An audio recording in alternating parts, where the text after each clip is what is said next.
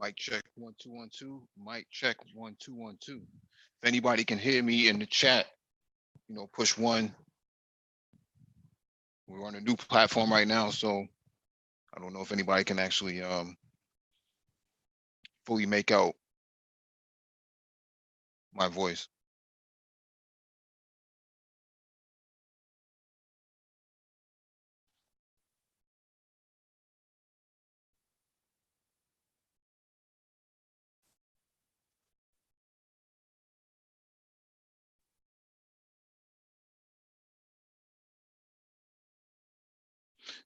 Hey, what's going on, Complex Design? Rainy Woman, good evening to you. At least on the East Coast, it's the evening. Might be good afternoon to you. All right, now that you guys can hear me, welcome back to the Black Brain Trust. This is Black Car Talk, episode 268. We're going to remember the Benz 190E Cosworth and talk about some BTCC racing. Hit that like button. Make sure you share the video as well. Hit that notification bell so that you do get these updates. Marcus 376, what's going on, bro?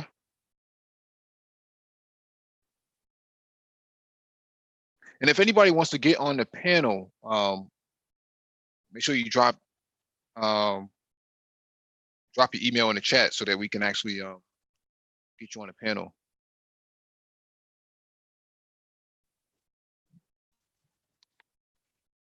So just as a house cleaning right now, until everybody joins the panel, we have moved on to Zoom as a permanent solution, at least going forward.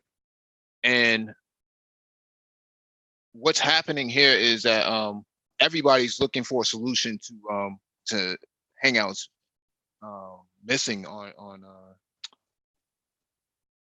being discontinued on YouTube. This is probably the best solution at least I've been able to find.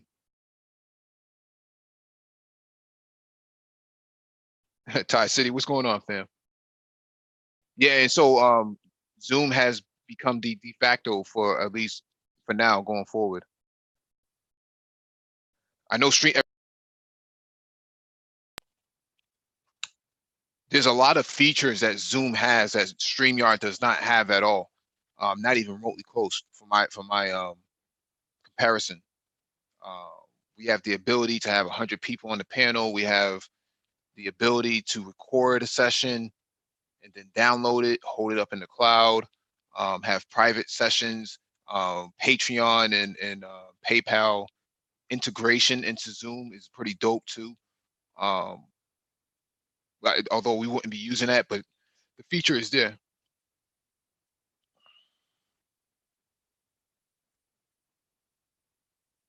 Oh, sorry about that, Complex. Let me add you on.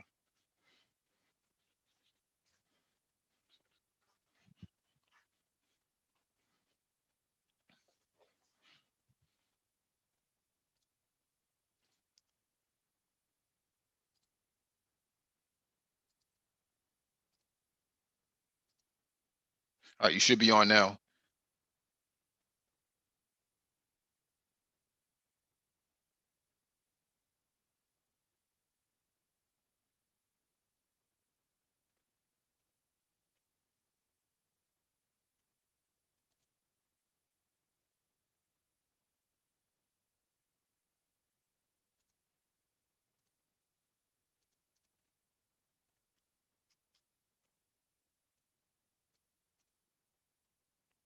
Complex, you can unmute yourself if you're trying to talk. Yo, no. Hey, man, I had to come out here and help my brother, man. He got a flat tire, bro, as soon as he went live. So I'm going to be in and out for a little bit here as I wait for AAA to come pick him up and stuff. All right, no problem. But for the time being, I can talk a little bit, man. So we talking the Mercedes 190E, huh? Oh, yeah. Man, that thing was a beast in the DTM back in the day, man, early to mid 90s. Mm-hmm. Oh yeah, that's my favorite Merc. That's my favorite Merc right there.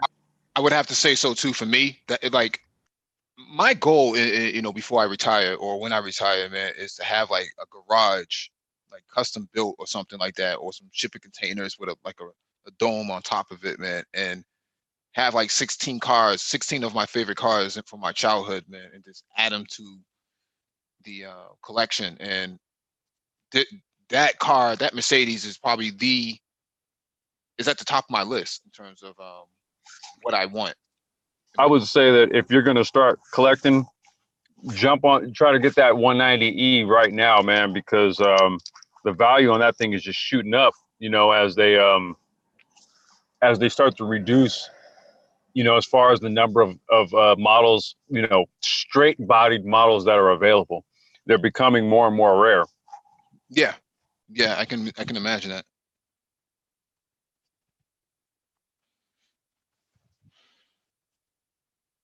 Yeah, I can imagine that. And just the exhaust note, the design, it is timeless to me, man. Looking at the image right now on the screen, that car looks just as good today as it did back then, and it's very much it aged so well. Um, the square body lines is the wheel arcs and It looks very much like a Mercedes, man. Like if you look at all of the models of Mercedes Benz, especially stretching back from maybe like even the mid to late 60s on into the early 90s, man, the 190E sort of it embodies all of the previous iterations. And it's a tried and true Mercedes when you look at it. I think that's why the lines on it are so iconic. And then when they built the first 190E German touring car, the race version of it, I mean, shit, man, that was looking at the culmination of all of these different versions of Mercedes, and then put on steroids and put onto a track, and that thing was a monster, dude. It's hands down my favorite model of Mercedes, dude, hands down. Yeah, I would say so too. I would have to agree with that. Even if I can't own the actual one, man, I'm gonna go through like one of those 118 car replicas and see if I can find one. I know that they do sell them. I got quite a few car replicas on my shelf, man. The 997 Porsche GT3 RS 4.0, Lambo Evo, or Lambo GT3, sorry. Oh, Paul, let me add you to the panel. I have to promote you to the panel. So going forward, I mean, just as an aside, so going forward, when we do jump on, so everybody has to be added. So we hit the link and then we come in and you have to add us to a panel. Yeah, unless you have a Okay. unless you have what do you call it, a Zoom account available, then I can add you as a host. But if you don't have a Zoom account as available, I can't add you as a host, which is what when you set it up. When we do an offline chat, I'll show you Okay. limitations are. But basically, I can add as many hosts as I want, as long as they're legitimate. They have legitimate accounts. Gotcha. Okay. Gentlemen, Hey, Paul, Brian, what's going on, brother? Paul, what's going on, Mike? what's going on, Chilling, man. Paul? Hey, if we're talking about the 190E 2.316V, then we have to also talk about that Cosworth motor. Yes. And the Cosworth DFV, which was groundbreaking tech at that time, the 4-valve per cylinder motor that they first premiered in F1. So the engine was groundbreaking at that time, and it was winning Formula One races left, front, and center. They made a V8 version for the first time ever, and they put in the 190E 2.316V. They also put it in the 2.316V Evo. They put it in the 190E 2.5 Evo 2. So You cannot mention this car without mentioning that Cosworth DFV motor. We should probably just do a hangout on Cosworth. Oh, I Cosworth. know, right? Bro, They got some sick. The Ford Escort Cosworth. Oh my I was gonna say Ford, Mercedes. I mean, oh, damn, that dude. car's a beast.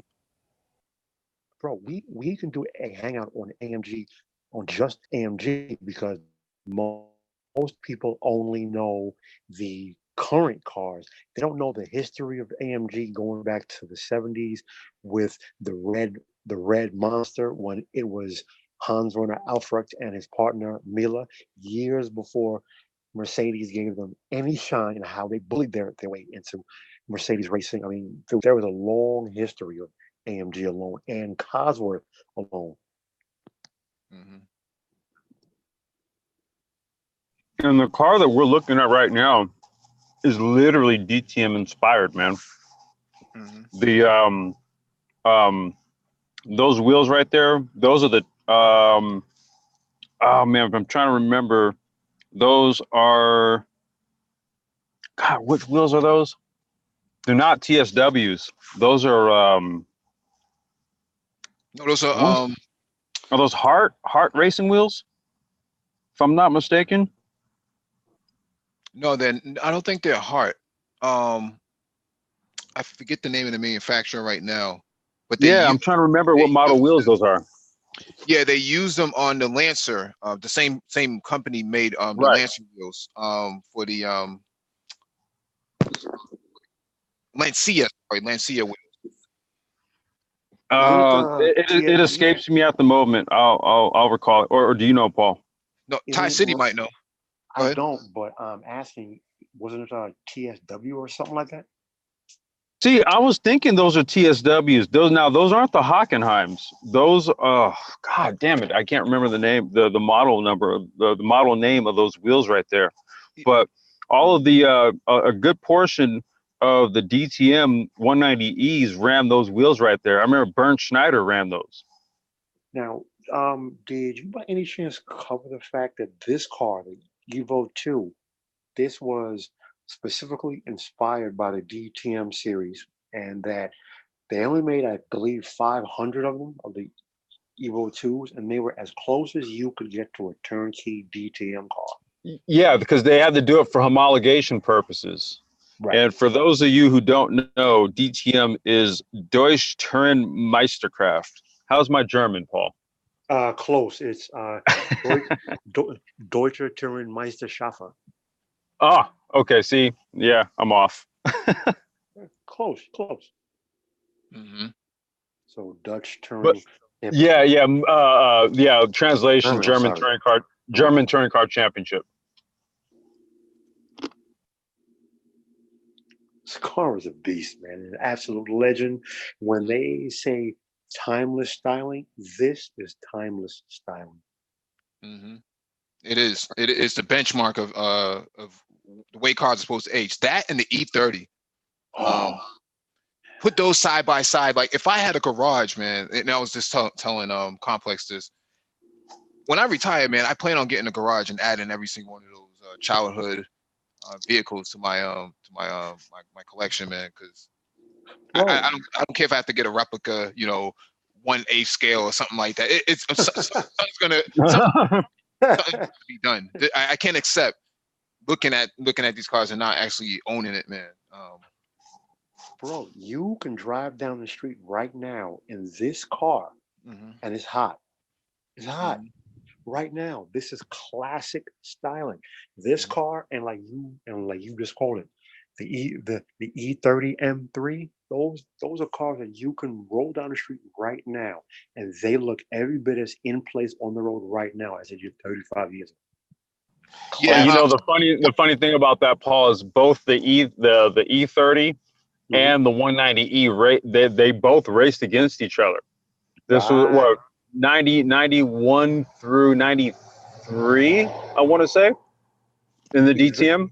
Eventually, right, because the special touring class that both cars were created for never mhm. ran any races, so they eventually found their way into mainstream DTM races.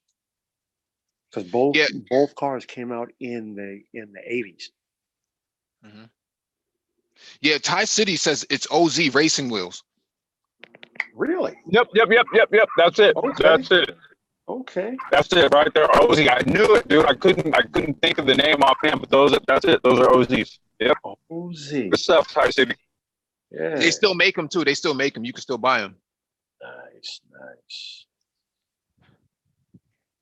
There's also a few companies that are making knockoffs of them. Yeah. I want to say Clutch Wheels is making a knockoff version. The Japanese variant is the Heart Racing wheels. That's what it is. Yeah. Then those are used for rally application. Oh God, look at that thing, man. Jesus. Mm-hmm. Yeah. If let me see what was I about to say. Yeah, Ty. If you want to get on the panel, you can get on the panel. So.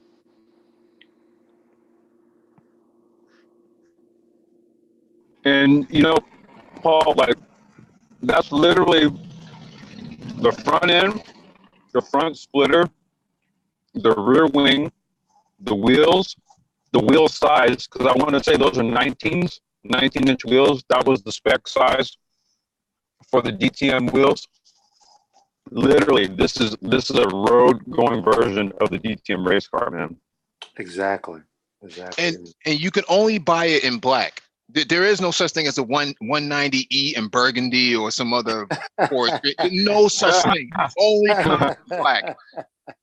Only comes in black. No way is that thing going to be able to be sought after in any other color. You can't buy it in white. No candy paint. No 20 or 30-inch wheels. Wagon wheels on it. No, this car has to be. It has to be appreciated.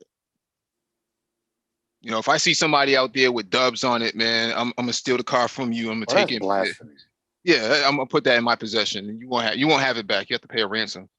Dude, now see, this car again came out in the 80s, right? Mm-hmm. So I grew up as a teenager with this car, the AMG Hammer, the regular 300 class, because back then it wasn't C, E, and S. It was 190, 300, and 560. But this car, the 190E, the 300E, eventually the AMG Hammer, that was Mercedes Benz, and then the I want to say it was the 560 SEL and the SEC. Yep. That was Mercedes, man. That was Benz. I never liked the Generation 1 big body Benz that came out in 1990. I never liked those. Mm-hmm. But these, I love these. Like I like Benzes now, like after the Gen 1 big body style. Mm-hmm. But post that style and these body styles, always love Benz. Yeah, absolutely, man. And in today's like tires, like all your like your Michelin Pilot Sport Cup 2s and stuff like that, a 190E with those type of tires on it and some lightweight wheels, bro. Man, that's what they ran in DTM. They ran Pilots. Well, did they even have the Pilot back then? No, they never had Pilots back then. They kind of had yeah, I didn't think so. Yeah, they had racing tires, but there was nothing like the what you have today. The tires that you have today are leaps and bounds, and technologically just more advanced. But street tires. Well, I was going to say the Pilots though were developed out of touring car racing because BTCC, all of the touring car racing series that ran back in the day, they ran Michelin Pilot slicks. Even the North American Touring Car Championship ran that. In 90. Yeah, but those are off-road. Those are off-road tires. Those are not like what we have today that can actually tread water and stuff. Oh no, that's what I mean. Like the Pilots, that line of tires from Michelin was born out of touring car racing. Mm-hmm. Like they ran Pilot racing slicks on all the touring cars and stuff back in the 90s, and the road going version of the Pilots were a derivative of the touring car racing tires. Mm-hmm. Right. Mm-hmm. Yeah, but you know, you put Trofeos on that thing, man. Man. Dude, can you imagine how it would be black? Well, like I wouldn't change the motor, but imagine if Mercedes took one of these and just put carbon fiber body panels on it, Oh yeah. lighter rims, like you said, Sport Cup 2 tires. Oh my god, it's amazing. Yeah, if you put oh, that's such an amazing picture. Wait, there it is right there. That's it right there. Yeah, That is it right there. Mm-hmm. Mm-hmm. that's DTM spec right there. That's an actual DTM car. That's it right there, man. That's That not a thing's road version. yeah, that's all slammed down to the ground too. You're not able to drive in New York streets with that. I've always had the radio controlled car version of this, and I think from Tamaya. Oh, don't even know if you guys know. Toto Wolff drove these cars when he was a race driver. Mm-hmm. Hey, I think that's Bernd Schneider's 190E right there. That's what it says right there. Number 10, Bernd Schneider. Oh, Thai City's about to get on here. Uh-oh. Uh-oh. We're gonna bless the panel for the first time. So And for the record, man, Bernd Schneider, all-time greatest DTM racer in my book. Yeah, I pretty much have to agree with that, my friend. mm-hmm. Let me send Ty the link.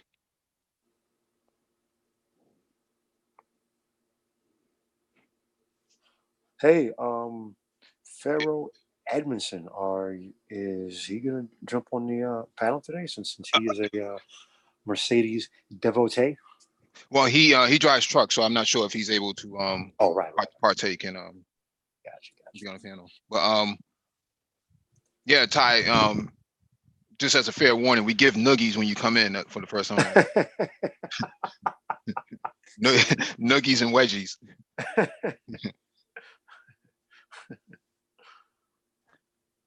2.5, 16. This car, man, this car was an absolute beast. So if I don't know if I don't know if you guys covered the raw performance numbers. I mean, listen, it's 35 years ago. Okay, so now your freaking Toyota Camry can do most of what this car did, but for 35 years ago, this was cutting edge technology, and it's a Benz, and the styling. And wait, 190E Mercedes E Cosworth Evo 2 with a manual transmission. Mm-hmm. Dude, I've only seen one of those in person once in my life. Mm-hmm. But point is, and this was in the days when all the German cars were still heavily over engineered, so they never broke down. Mm-hmm. What's going on, Ty? You can unmute your mic. Hello? Hey, what's going on, bro? Hey, what's going on, man? Chilling, man. Welcome. Man, like these car panels be like making my whole weekend, man. I enjoy this, man. What's going on? What's up, man? Let me ask you first. Let me ask you first, man. How did you get into racing, man, or how did you get into cars? Oh man, I've been into cars since I was, young, and my thing is this space was, what I'm saying, black men talking about cars together. You know what I'm saying? You're not seen as an outsider. It's kind of refreshing. Mm-hmm. I've been into cars. I got into the Japanese stuff, early on. Like I was big on rotaries, and I built quite a few RX-7s and stuff like that. When y'all did this conversation about Cosworth, like it reminds me of a Subaru that I came across had a Cosworth engine that somebody spent about $8 grand on, and it was the tightest running engine that I've ever heard, and it was just phenomenal. The tuning and everything was just phenomenal.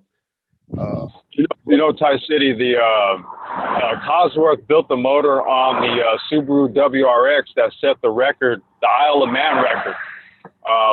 If you ever get a chance to check that video out, I'm trying to remember who drove it, but they set the record for the Isle of Man course. The same Isle of Man course where they do the Isle of Man TT, the motor, that insane motorcycle race.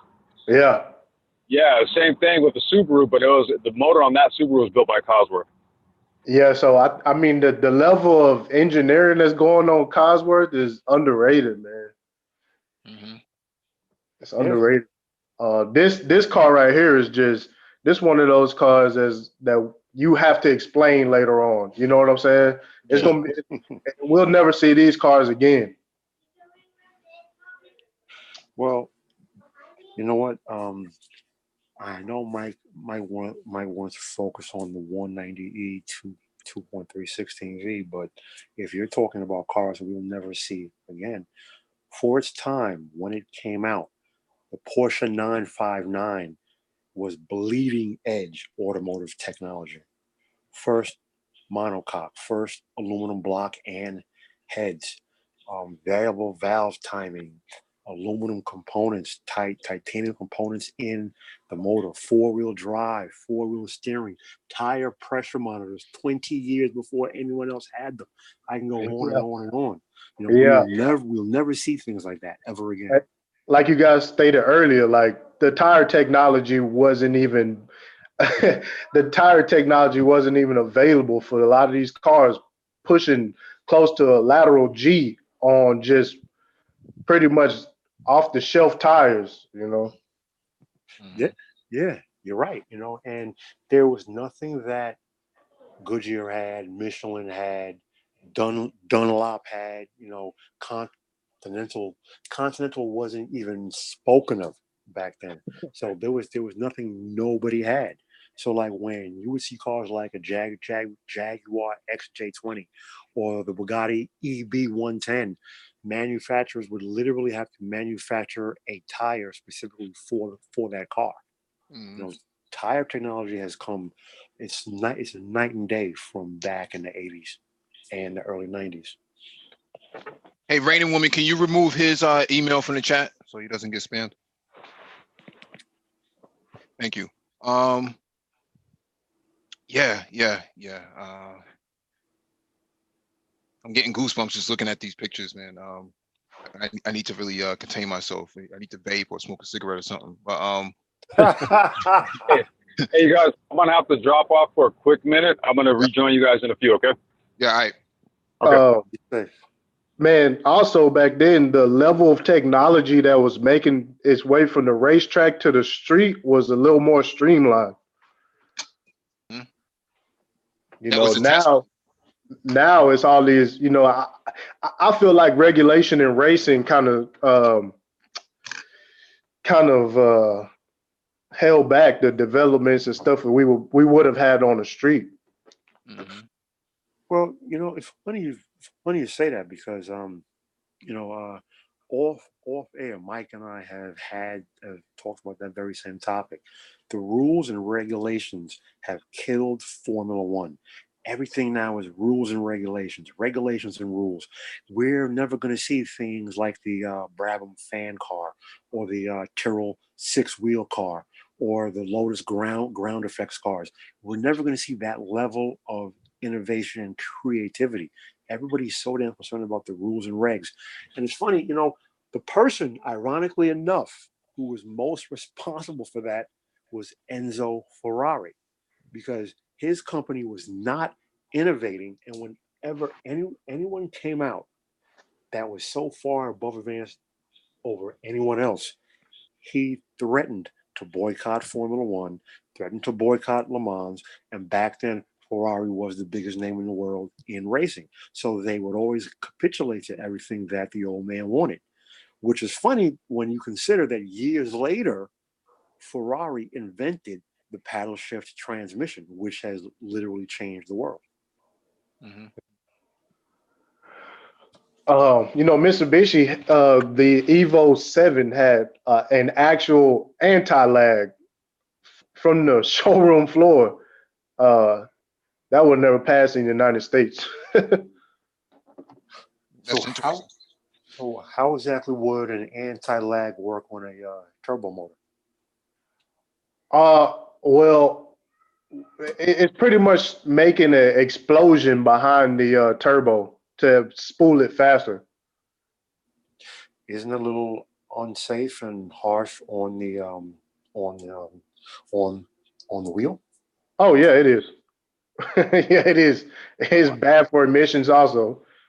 Oh right, emissions. Yeah. Yeah. But just the fact that made it to the streets, you know. Yeah, right. Yeah. Rules and regulations, man. They have hurt racing. They've hurt racing to the point where everything is just watered down now. Everything is so tepid, and it's like, where is racing going, man? And bro, to me, Formula E racing is much more exciting than Formula One. And I love Lewis Hamilton. I think he's the best Formula One driver in the world. But Formula One is not competitive. Formula E is much more competitive driving. That's what Formula One used to be. But the rules and regs have killed Formula One. Every advantage that a team had, if an engineer or a designer made something that nobody else thought of, other teams start crying, unfair, unfair. Well, Yeah. dude, it's racing. It's not supposed to be fair. Mm-hmm. Yeah. With Formula One also, I don't even see how you get a displacement and you get certain things that kind of keep you from evolving, you know. Different technologies is needed. Mm-hmm. I don't think that they want to make it, you know, because some of the cars, I think they were getting to around 1,200 horsepower, and they was like, oh, we're gonna pull back. You know what I'm saying? It's like, why? Well, that was the end of the V10 motors, and the V10 motors came out because of the when they went to the turbos were making 1,500 horsepower. Then they said no more turbos. You're going to be either a V12 or a V10. So the motors went down to 800, and then every year the power kept going up and up and up and up. Ferrari got their last V10 motor up to almost 1,200 horsepower. Then they said no. V8s, the cars are too powerful, too fast. They're racing drivers. Like, what are we doing here? Freaking playing lawn tennis? I mean, come on. Mm-hmm. I like watching the helmet cam, man, especially somebody like Hamilton. They just so calm and relaxed. They hitting you know what I'm saying? He just seemed calm under pressure. I don't think that, I think he could handle a 1,200 horsepower car in Formula One. I think any of them can handle a 1,200 horsepower car. Dude, Formula One used to have 1,500 horsepower turbo motors. They handle them. They're racing drivers. It's what they do. Besides, you're not using all 1,500 horsepower every second of every race. Mercedes has a museum. Mercedes has a museum out in Germany. Do they have that 190E in there? Yes, they do, because I have been there. It is on display. They go all the way back to the original G wagon that Carl that not Carl Benz that Gottlieb Daimler made back in the 1800s, the world's first car, all the way up to the Silver Arrow, and they have the 190E, they have the Hammer, they have it all in Mm-hmm. All right. So right now we're on the Wikipedia page, man, for the 190, And I just want to read some of the first paragraph. With the debut of the BMW M3 Sport Evolution, the 190e's direct competitor, it became obvious that the 2.5 16-valve model needed a boost in power in order to achieve better performance than its competitor. In March 1989, the 190e 2.5 or 2.5 16 Evolution debuted at the Geneva Auto Show, the Evo 1. As it came to be called, had a new spoiler and wider wheel arches. Many changes were made to under the skin components such as brakes and suspension. The car featured an adjustable suspension system, allowing the ride height to be adjusted from an interior switch. Wow. All were intended to allow the Evolution cars to be even more effective around a track. The Evo 1's power output is similar to the 202 horsepower of the regular 2.5 16. However, it had redesigned engine, similar capacity, but most importantly, a shorter stroke and a bore, which would allow for a higher rev limit and improved generation of power. Additional changes stretched to improve rotating mass, improve lubrication system, along with improved cam timing. Cosworth also lists a project code WAC for the development of the short stroke Evolution engine. Only 502 units of the Evolution model were produced for homologation and compliance with DTM rules. For the customers desiring even more performance, a power pack option engineered by AMG was available for DM 18,000. The power pack option included improved camshaft, a larger diameter throttle body, more responsive ignition and fuel management system, as well as improved intake and exhaust systems. The net result was an increase in power by 30 horsepower over the standard car, bringing the total to 232. I mean, we laugh at, a Honda Civic having 200 horsepower and all this other stuff, but there was a time when the classics had that, man, and they were beasts, man. They were. Yeah, you're right. You know what? Speaking of Mercedes, I daily drive a Mercedes E30 station wagon, and that car makes about 230, 240 horsepower, and it makes all that power at right over 2,000 RPMs. Diesel? Nope. Oh, gas. Okay. Yep. Yeah, and that's what I'm saying. Like but it's so efficient. Mm-hmm. I can't believe you even daily something like that. I'll keep that. That'd be like a garage clean for me. I feel guilty putting that on the road. A track toy, something. Nah, it's actually good quality. A lot of people worry about maintenance and whatnot, but it's just as reliable as a Toyota or Nissan. No, Well, much I don't worry, more reliable. Yeah, I don't worry too much about maintenance. I worry about some yo-yo texting and driving and running right into me. Oh yeah. But you know what? I think we could file this car under acquired taste. You know what I'm saying? I would freak out if I seen one of these things in person. Mm-hmm. What the car you got daily or the No, the 190, the 190 Evo. Oh, dude, these cars are so rare, bro. They are so rare. In fact, were they imported to the United States? Yes, they were. Yeah, they're at their they're past their time now. What, for 25 years? What is the limit? 20 years or 25 years? 25. It's 25 for Japan. But for Europe, what is it? 20 years? 25. It's okay. 25. Yeah, and keep in mind, it was Mercedes who went to Congress about that. Yeah, and the Porsche 959 dudes. the government was trying to crash one. Yeah, and they were like, no, it's good enough. If the car is good enough to survive high-speed crashes on the Autobahn, it's going to survive anything you puny Americans have, which they were right. But, Jerry Seinfeld still got his hands on one.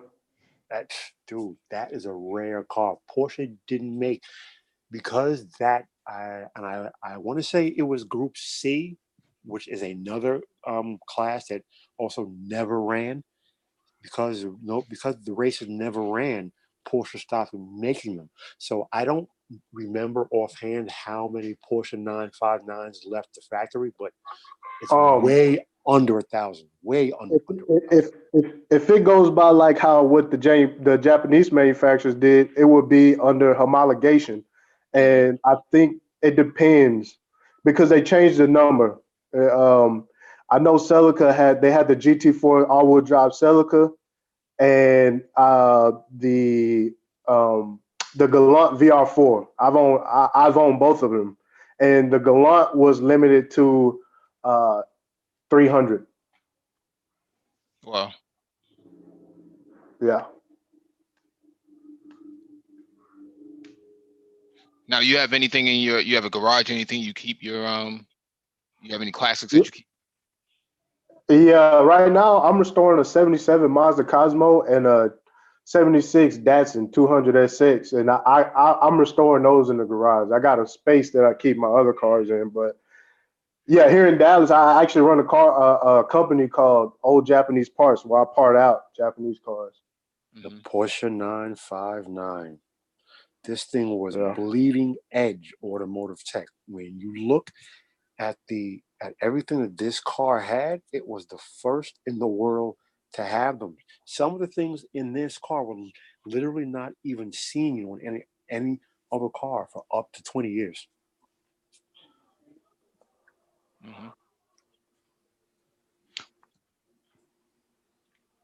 I don't know why there's so many. I actually had that car as a remote control car from Radio Shack back in the day. You and I both, brother. You and I both, man. Tandy. Porsche 959. Yeah, on the controller, it had a turbo where you could take the throttle up even more. I broke the throttle because Yeah.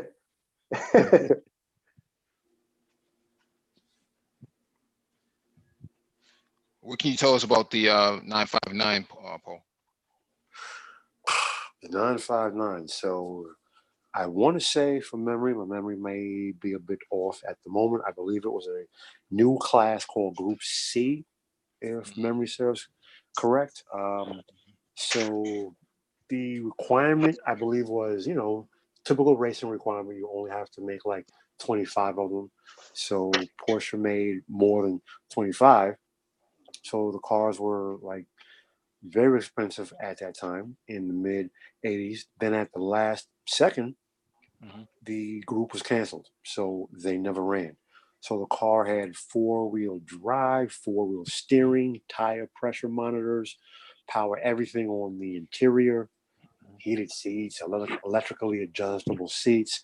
You could adjust the front and rear suspension from behind the driver's wheel. Twin turbos, sequential turbos, aluminum block and head, titanium connecting rods.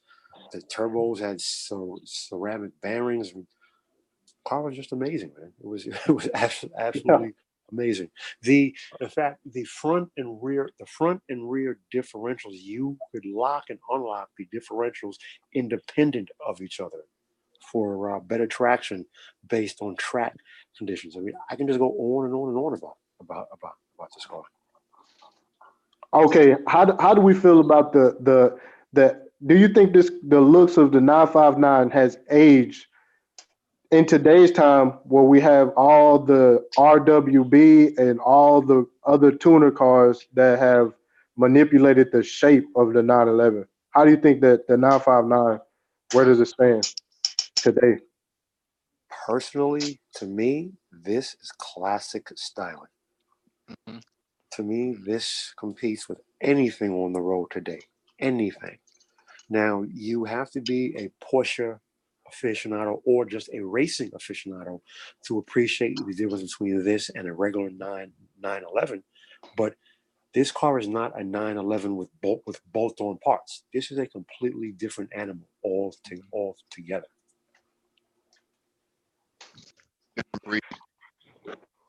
My position on it is that I'm not a big fan of the looks.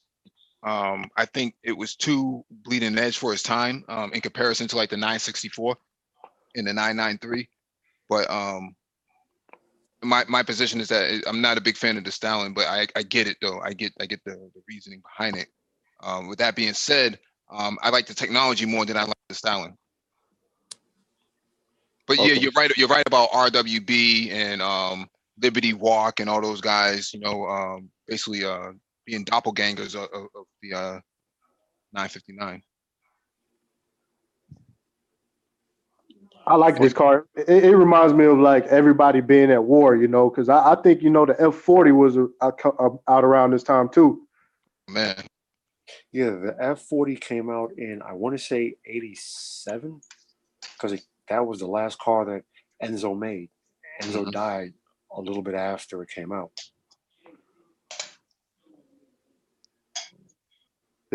It just reminded me of like going to war. All of them going to war. Mhm. Yeah, there's a Motor Trend mag. It might be Car and Driver from back in the '90s. I had all of them on the cover, man, and that thing goes for big money on the auction block from magazines. Um, the front cover has all of those cars together.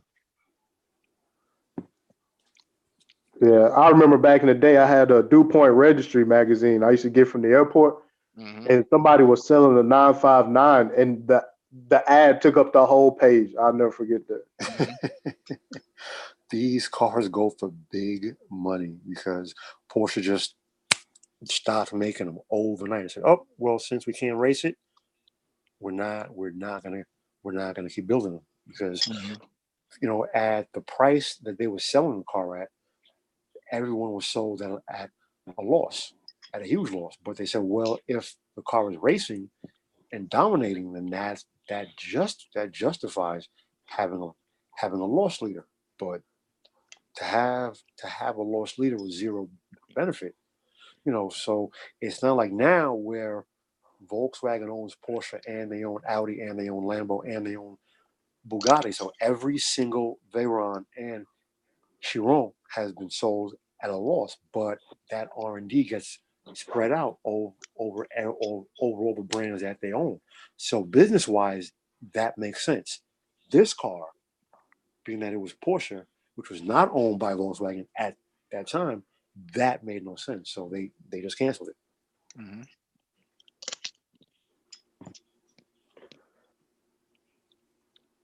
Yeah, I'm a fan of the 959. I'm a fan. Yeah, I think that. Well, I did have some links too that I wanted to go over, but those are electric cars and whatnot. We'll do it anyways. But we'll finish beating this up real quick.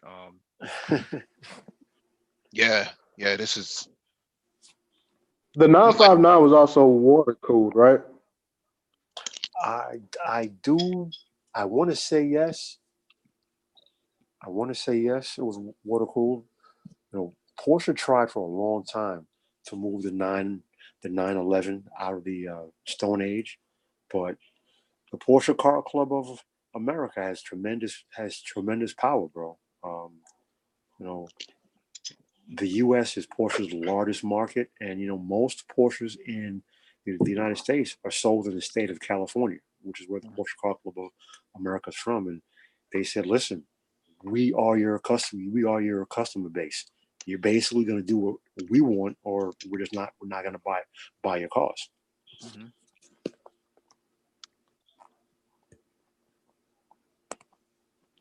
Yeah, I it says never hear that. anybody griping. Go No, ahead, bro. I was just gonna say that it just says that it's twin turbo flat six, but it doesn't say if it's air cooled or not. Although we probably should read the Yeah, I don't recall offhand. I want to say yes, but I'm not entirely sure. I don't remember. yeah, there's no I never heard any gripes about it being water cooled. no, that's air cooled. What's the 959? Yeah, it looks like it's air cooled right there. Yep, no plumbing. Yeah. Yeah, Good don't need a lord, radiator. it was making close to 500 horsepower with no cooling. Dude, the Woo. Germans are the best engineers in the world. That has been established for decades. They're wizards. Mm-hmm. Yeah, man, that's phenomenal. Yeah, that's phenomenal, man. That's phenomenal. And it was 4-wheel drive, man. That was like unheard of for a Porsche, right? I mean, typically a Porsche is related to rear-wheel drive, not 4-wheel drive. So there had to have been a commanding price on it. I don't recall the price offhand, but it wasn't cheap. It had 4-wheel drive and 4-wheel steering. So the rear wheels, depending on whether you were parking, depending on whether you're what on your speed, it would either turn in series or in parallel. So basically, opposite the front or with the front Mm-hmm. to help with high speed cornering. But you know what? Honda had the Prelude with 4-wheel steering. Correct. That was out of this world when that came out. Like, what? What do you mean the rear wheel steer? Yeah.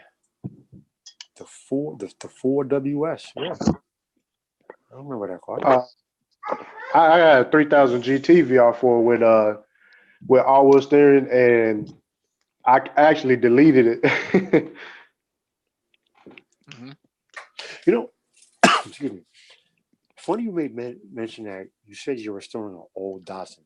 Bro, I have been meaning for a long time to get my hands on a Datsun 510. And for some reason, I've always liked the 4-door more so than the coupe. I just like the styling. That tiny little car, I love that car. Yeah, those are good machines, man. I like those. I like those. The fact that they even allowed that car had independent rear suspension during that time, and it was like pretty much an economy car. It's so well balanced that you you don't need a lot of power to have fun in that car to, you know what I'm saying, to Mm-hmm. make you do what you need to do. Well, yeah, because it was small and light. Yeah, yeah, those cars they're awesome, man. I parted out a 2-door not too long ago. Um, the early version with the skinny bumpers on it. Gotcha.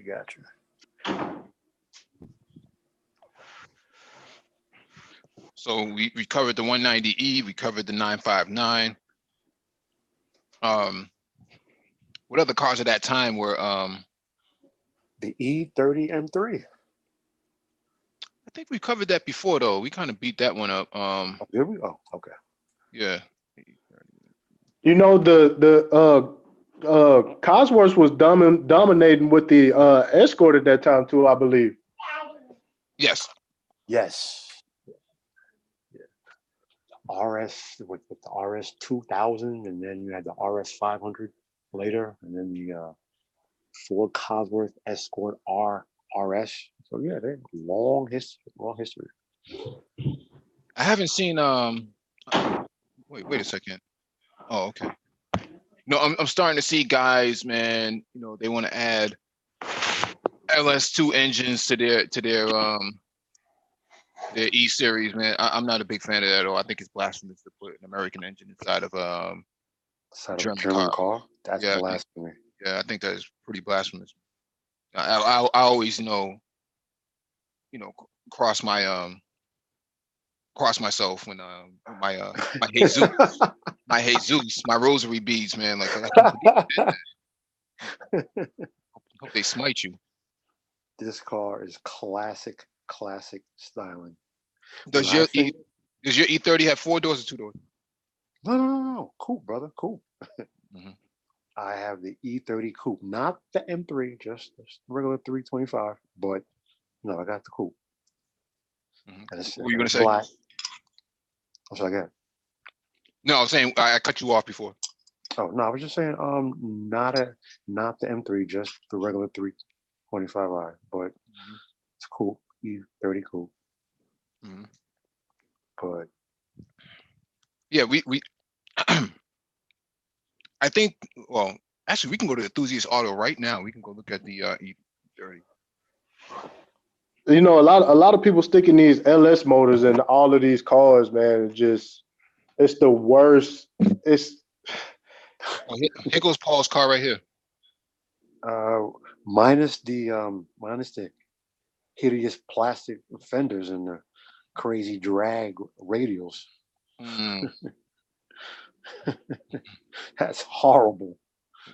You have a roll cage in US as well? Yeah, I do. Well, For how many decals on there? zero. Power. It needs more power, Paul. Yeah, right. No, you need a tow hook on there. Yeah, right. No, I do have one sticker on the driver's side by the rear window. So it's the picture of the Nürburgring. Mm-hmm. Have that, and on the passenger side in the same location, it has the German flag. But that's it. No stickers, no decals, no crazy paint job.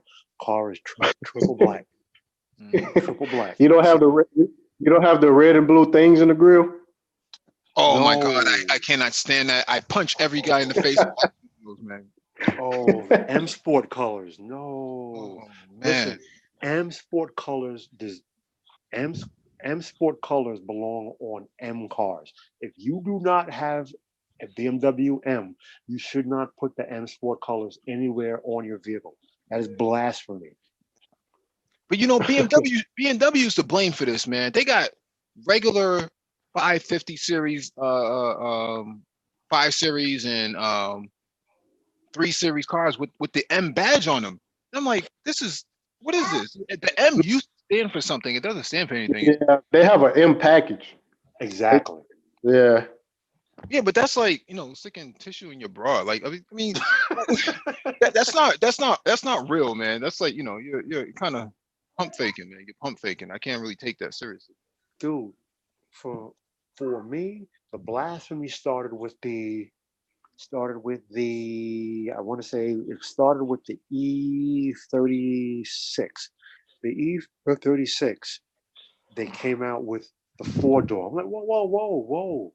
M cars, the M3 is a coupe. There is no 4-door. I have a hatred for the E36. I do not like the E36. They came out. I don't get it. Yeah, I'm sorry. I don't get the E36. It's just a car that does not make any sense to me. From the E30 to E36, I don't get it. And I've driven a few of them, and I get it. The chassis is stiff, but yeah, I'm cool on that.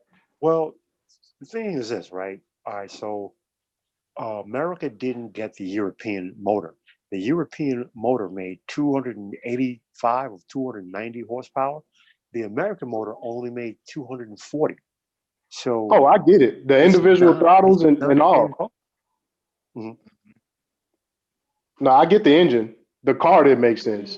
Oh, I got you. I've always been a big fan of taking that same motor and sticking it inside of an E30, man.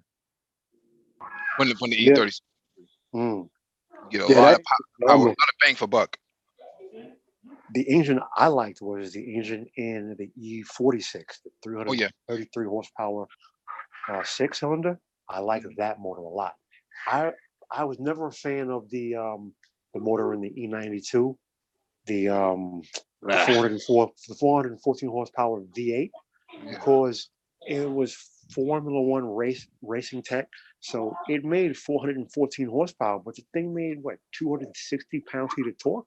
So if you didn't keep it way up near the red line, the thing made no horsepower. Right, and that's why you see a lot of guys putting superchargers on them from ESS and whatnot. Yeah, and I'm like, man, I don't know what the hell BMW is thinking with that motor, but whatever. But you also had guys sticking the V10s from the M5 in there too. The Gen 1 motor or the Gen 2? Now, when I say, all right, no, stop. The Gen 2 V10 or the Gen 1 V10, because the Generation 1 V10 had that issue with the cylinder liners. Yeah. It was the bearing the rod bearings. They would have rod bearing failure or crank bearing. I'm sorry, crank bearing failures. Yep. I think they recalled all those cars though. Yes, If I they remember did. correctly. Yes, they did. They They had to replace that's both. no more though. Yeah, they had to replace. They had to replace the crank. They had to replace the crank bearings. They had to replace the cylinder liners. They had to use a different material for the cylinder liners. For the Gen 2 V10 motors, they redesigned the motor, and it either didn't use the same material or they didn't use the cylinder liners. I don't remember which offhand, but they had to completely redesign that V10 motor. But Yeah, that was the that. crank bearings actually got a Teflon coating on Okay. them. They switched to a Teflon coated bearing. But that was 2008, 2009 models, right? Because I don't know of any from 2010 and beyond. The Gen 1 V10, I want to say came out in 2006 or 2007. I'm sorry, 96 or 97. So the Gen 2 V10, I want to say came out in 01, 02, Mhm. if memory serves correct. Somewhere around there. Maybe a little later. Mhm.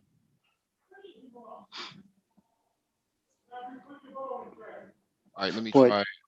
also with the BMWs, as anyone knows, check the rear lower subframe. For some reason, in their infinite German wisdom, they decided, you know what, we're not going to bolt the suspension to the chassis. We're not going to bolt the rear differential to the chassis. We're not going to bolt the anti-sway bar to the chassis. No, we're going to create a rear lower subframe. And if you take the car on the track, they crack. So if you're going to buy one, check to see one, if it's been cracked. If it has cracked, try your best to have those welds checked. Because if the welds don't look good, don't buy the car. Did Because they they weld will it or did they bond it? no, they were welded, but the questions have come up whether the welds are quality enough because through regular usage, you'll never have issues. But when you take the car onto a track, the welds fail. So everyone's like, well, how the hell does German engineering fail at the welds? So, and that's one issue that they still have not solved to this day. Wow.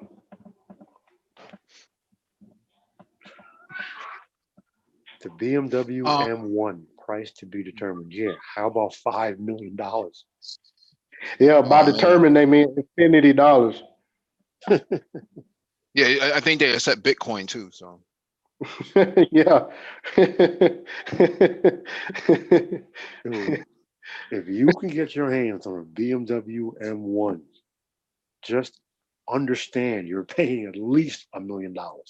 At least, probably double that.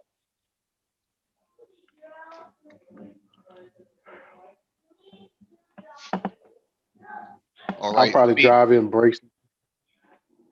Yeah, see, when it comes to like the E36 M3, the CSL is what you go after. Not like these yo-yos putting the M colors on the grill. Just like Ty was saying, man. There's a lot of perpetrators out here, man.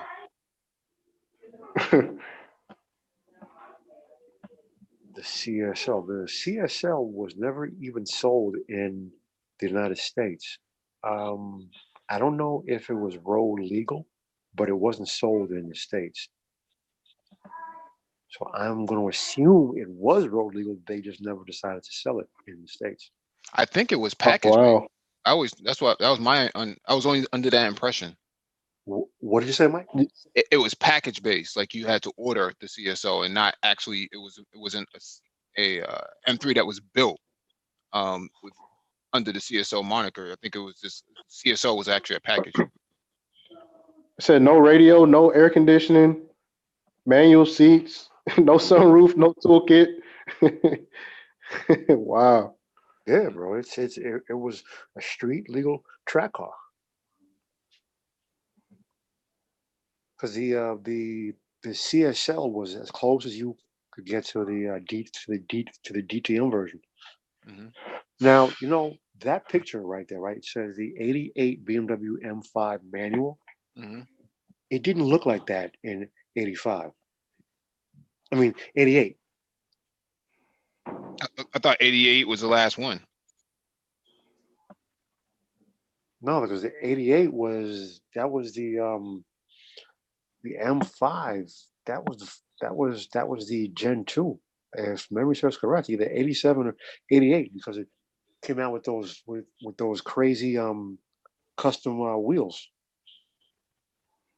Mm-hmm. that had that cooling vane in it. So from a distance, the car looked like it had a pinstripe on it, but it wasn't. It was that cooling vane built. Okay, Built. Go ahead, Ty. go ahead. This is where I kind of fall apart with these kind of cars because 80 grand, kind of E30 you can build with 80 grand. But how do you find one? How do you find an available E30 for less than that? I have never seen one before. No, I'm saying like with you could buy a two-door E30 and build one out and it'll walk circles around this thing. Yeah, but it's not an M though. It's not an M. I No, mean, no, I understand that, but I mean, Right, but like what Mike is saying, it's not an M. So the regular E30 doesn't look like this. It doesn't have no, that I wing, understand that. the wing. It doesn't have the wheel flares. It doesn't have the wheels. The wheel flares were functional because the wheels were actually pushed out. It doesn't have the lower front valence. It doesn't have the suspension. So the suspension on the M3 was not the suspension that was on the regular E30 on top of the motor and the transmissions. I mean, it really is a different car, bro. No, I understand for collector's sake. I'm just saying I understand for collector's sake, but man, the aftermarket is too good to the E30, man. It's so good to the E30. Well, see, the thing is this, right? I'm at the point now where turnkey is very appealing to me. So if I can get this, that's a bit pricey, but for an E30 M3, it kind of is what it is. Yeah. So, and I don't even know why it says manual coupe, because back then they only came manual. But Yeah. I would get this, and then if your concern is more power, then do engine upgrades. Not an LS motor. It's a German car. The thing deserves a German motor, but No, I'm with you on that. The LS motor is such crap, man. It's just crap. sounds really, like People don't understand it. It's cheap you're the only horsepower. person I've heard say that. Well, I've seen them on the track. The oiling issues Mhm. and everything. They just not what everybody they they don't have the tolerance in the motor. Like you can have them. I'm cool. I'm cool on the LS swap. yeah. I think American engines belong in American cars for the most part. When I look at this, it's like Paul was saying, man, this is to me this is more of a collector's item than it is a daily driver. You don't daily drive something like this. Not at all. No, No. you keep that in the showroom floor, or to me, cars are the new investment in terms of like the legacy aspect. Exactly. They keep appreciating. If you look at the Lamborghini Huracan, they've controlled the depreciation rate on those cars through the mileage, and almost all of them are commanding the same price, regardless if they're regardless of the color and stuff like that. I think the more exotic colors like the lime green, yellow, and stuff like that, they command a significantly higher price. But for all intents and purposes, they don't really lose their appreciation that much. They don't really depreciate that much. Hmm. Hey, Mike, Triple X wants to join the panel. Can you add him on? Yeah, I could if he has if he drops his email into the chat. Well, It should definitely be an episode on cars that are going to go up in value because I think a lot of people going to kick themselves for not getting a 996 turbo. And right now, it's just like it's good time to buy one. Mm-hmm.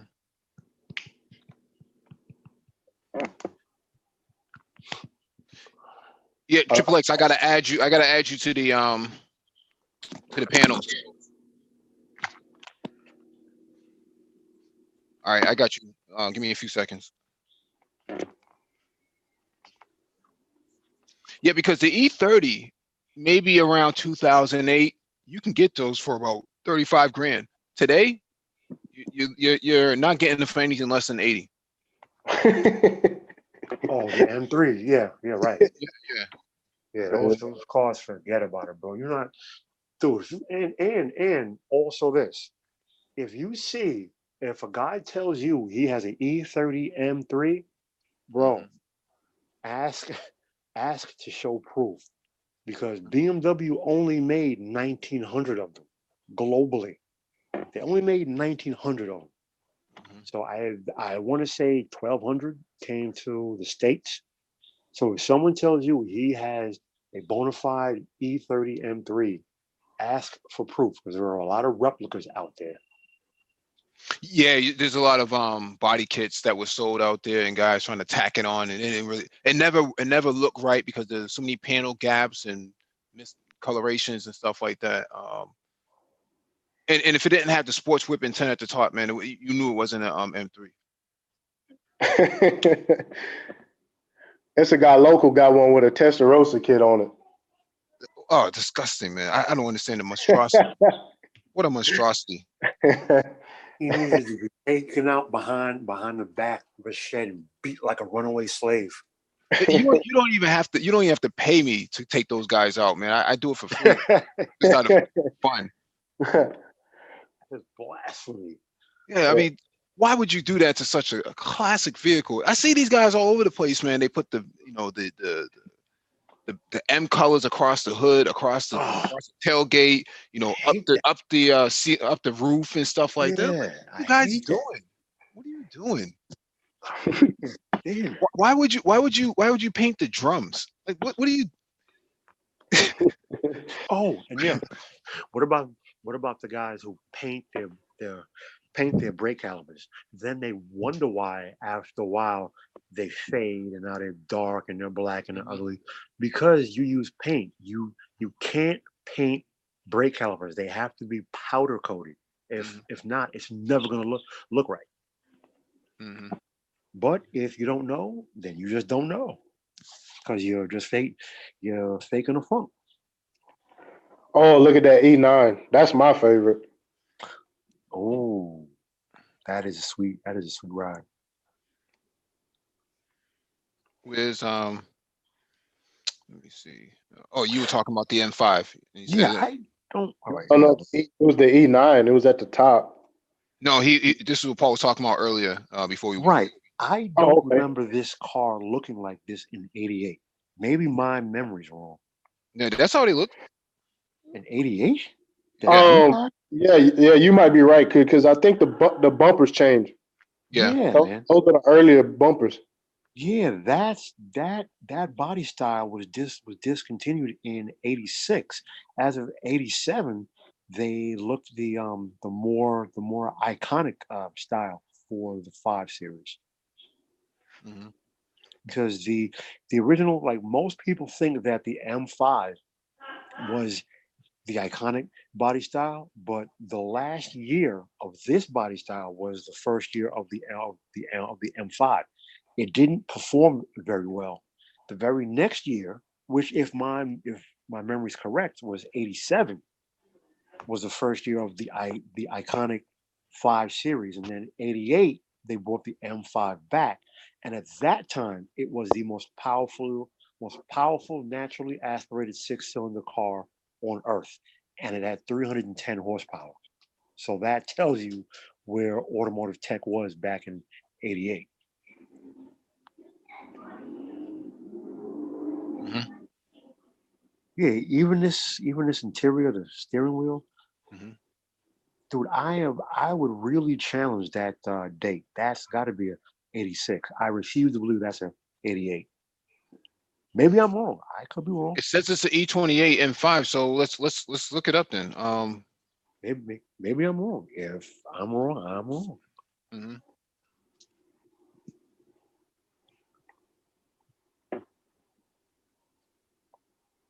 Oh, Mike, you know what?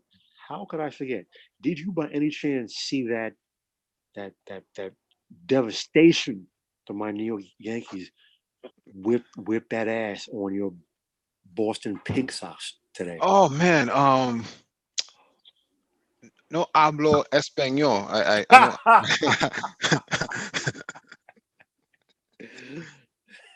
I have no idea what you're talking about. Yeah, I'm sure. Mhm. Hmm. Let me I don't know why this is taking so.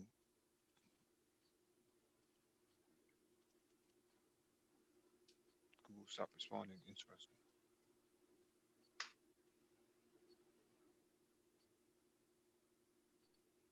Well, Yeah, well, let me go back to this. since It's an since E28 and 5. So I think this was the final model because the E34 didn't come out until 89. okay, Yeah, E34 didn't come out until 89. So okay, all right. So and maybe then you maybe had the my I'm sorry. then you had the E36 come out what 1992? I thought it was 96, 97, but maybe I'm wrong. I was Mr. BMW, but then I just kind of kind of fell apart from you. Mhm. I don't ever recall it being this sort of you know rocket of a Boxy. well, I remember it being boxy, but I don't remember it being a rocket. E34s didn't come out until let me go. Let me check it. Hey, we talking BMW now? I'm sorry, you guys. My brother had Yes. my younger brother had a The blowout, so I had to go help him oh man. get his tire changed and stuff. But we moved on. Mhm. Yeah, well right now we're looking at the M5. Okay, the E28. Yeah, apparently so. So apparently my memory is a bit faulty. So I did say maybe I was wrong. Yeah, 1981 to 1988. So that was the final version. Okay, so I was wrong. So it's Oh, the the E20. Yeah, the E28. That was like the last year. That was like 88, I think. Yeah, yeah, because E34s didn't come out until 89, Mm-hmm. 89. and then the M5 didn't come out until 90, I think, or 91. Yeah, it was like 91 or something like that for the Mhm. M5. So so the second M5 came out, that was the rocket, Mike. This car was not a rocket. No, Yeah, no, the one that you're talking about, Paul. That was the one that has. Oh God, that was the one they started running in the BTCC in like '92 or '93. I want to say. Yeah, it was the one that had those crazy wheels that had the built-in cooling vane. Yeah, that was the version that was more of it had more of a box shape. That well, Um, it wasn't the first. It wasn't the one that was curvy. It was the one that, like we just said, came out in 89, 89, 90, and then you said the M5 came out in 1991. yeah, because that was the one that I think they ran in the BT, like in all the European Touring Car Championships. I think that was the one that they ran. Yeah, to me personally, that was the most beautiful looking M5 I've ever seen. I've never been a fan of any of the V10s, none of them. yeah. I was never a big fan of those, but those E35 with the round headlights and what's the movie Ronin? I think it was. Mm-hmm. Yes, Yep. yes, Mhm. that's the one. Yeah, Paul. If you love the E46 so much, be prepared to cough up a lung. Wow, I really like this car when it Wow, came dude, out. 47 or 48 grand for an '06. with a competition package too. Still? Still, Oh no, they're appreciating in value, man. They're going up. They're not coming back down. Wow. People pay the big bucks for these. the E46 coupe Hmm. manual, the blast. I won't even mention the blasphemy of the auto.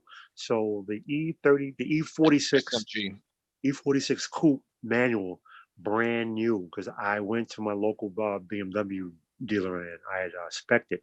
So it was 53 to 55 new, and that was Mhm. when it came out. I went to look at it, 2002, 2003, roughly. So Hey, Mike, can you add Triple X as a panelist? I think he's trying to Yeah, say something, but yeah, okay. I got them. Let me give me a few seconds. These cars holding up good. Yeah, Yeah, they yeah, are. Yep. they're appreciating over time. That's why we were just talking about the appreciation value. These becoming investments. They're gonna hold their value for, especially with as electric vehicles come onto the market and people mhm. want that. Yep.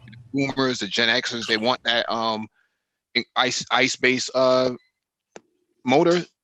This is what they're gonna, this is what they're gonna hold on to. This is gonna be the negotiation. You know, Mhm. you Yeah, know. I think maybe Mike, on one of these future hangouts, we need to talk about cars as an appreciating hard asset, Oh right? yeah, Like people like Jay Leno and stuff. The reason why they have like car collections is Yeah. because they actually appreciate in value, and it's a way to it's kind of like a way to stash your wealth. yeah. Also, BMW no longer makes the M3 coupe. They make the four door. They don't make the coupe. Yeah, they don't make the coupe anymore. Yeah. I really like that Laguna Seca blue. Hmm. To me, that this car was hot in that Laguna Seca blue. But Mike, I wanted to ask you a question. You made reference. You said that BMW said the reason they stopped making the E92 coupe was that it wasn't selling. That coupes were not selling. So Yeah. if coupes are not selling, then why are they making the F10 then? I believe that's what it's called, right? The F10 or the F30, the current M4 coupe.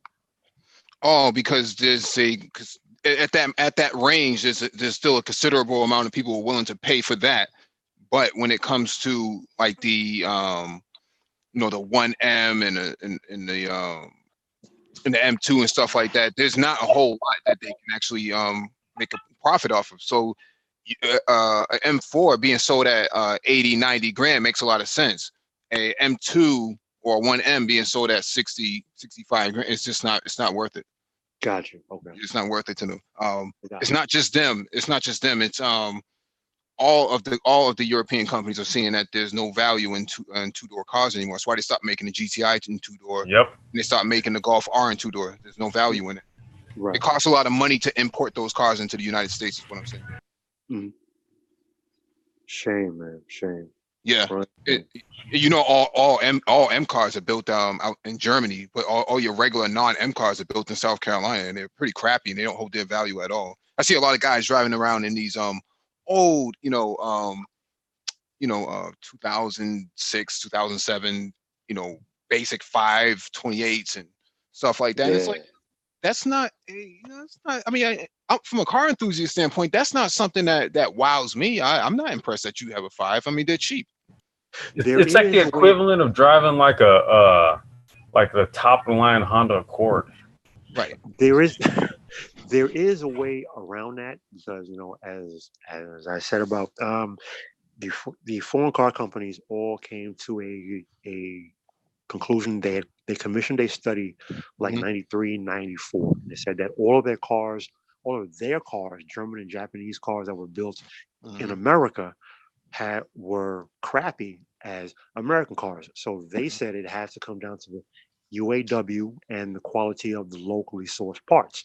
So I'm of the mind the way to avoid that is to, if you're looking at a German car, take German delivery. So you're getting a BMW that's built in Germany as opposed to being built in South Carolina.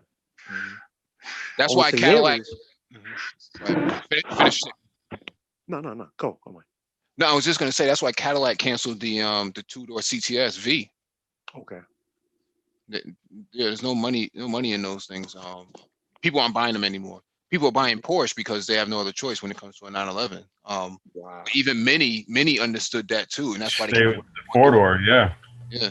Whether they have the Statesman and they have the Statesman, which is like the mini SUV, and then they have a 4-door Cooper. But they're not doing the 2-door anymore. They are doing the 2-door. Or okay. The yo-yos will pay a considerable amount of money for those. You know, a car Right. that's worth 10 grand, they'll pay 40 grand for it if it says JCW on it. Yeah, for all that, you may as well go and get you a Fiat. Hey, Fix it again, Tony. Watch it, Mike. Watch it. Hey, wait. Is that Triple X? There he is. Okay. Yeah, watch it, Mike. Watch it. And hold on. Wait, another thing.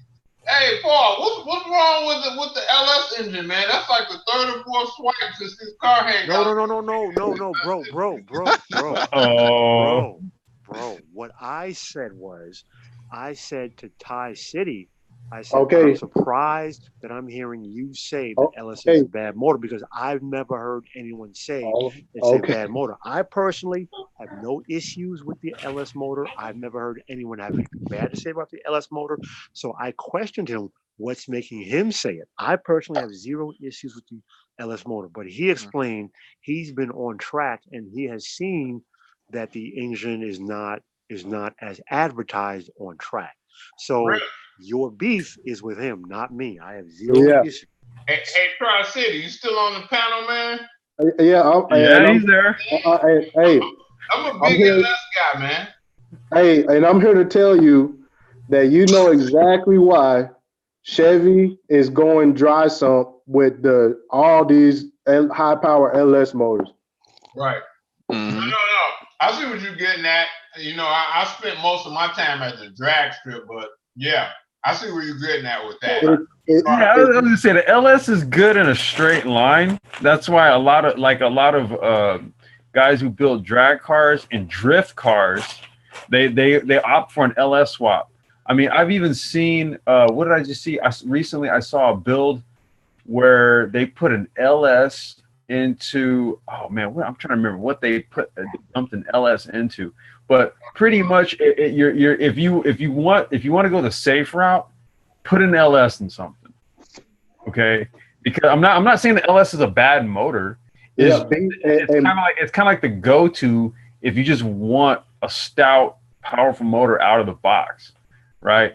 But if you want to make it ultra competitive, like say like for circuit or something like that, I don't know. I wanted to get Paul's take. And that I'm sorry.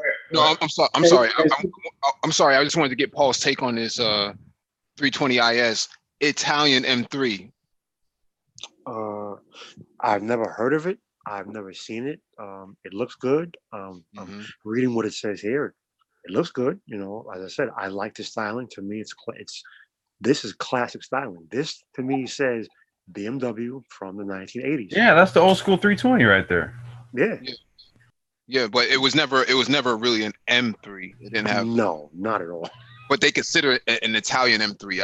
I guess, you know, if you had some some Rosetto or something like that too. I don't know. I don't get it. Well, if you look, it has the S14 motor from the M3. So I guess that's why they're calling it the Italian M3. But to me, wouldn't it have a flat plane crank and rev to 10,000 and sound like a Ferrari or something like that to be Italian? Or I don't know. What about like the more pronounced like fender arches?